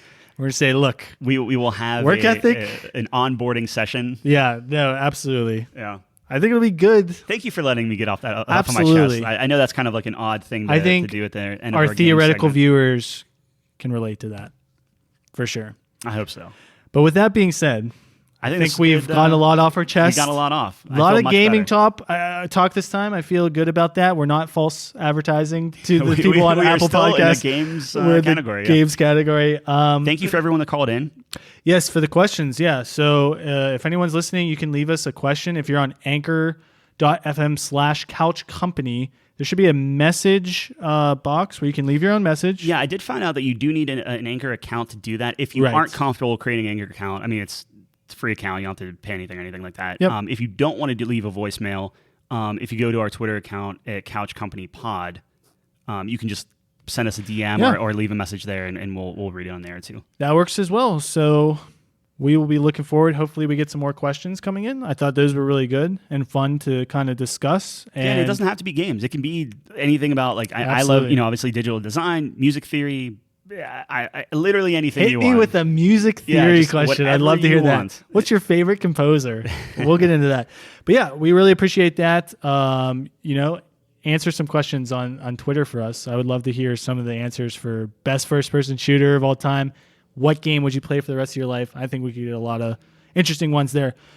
With that being said, thank you for listening. We really appreciate it. We will see you same time, same place next week on the couch. Peace.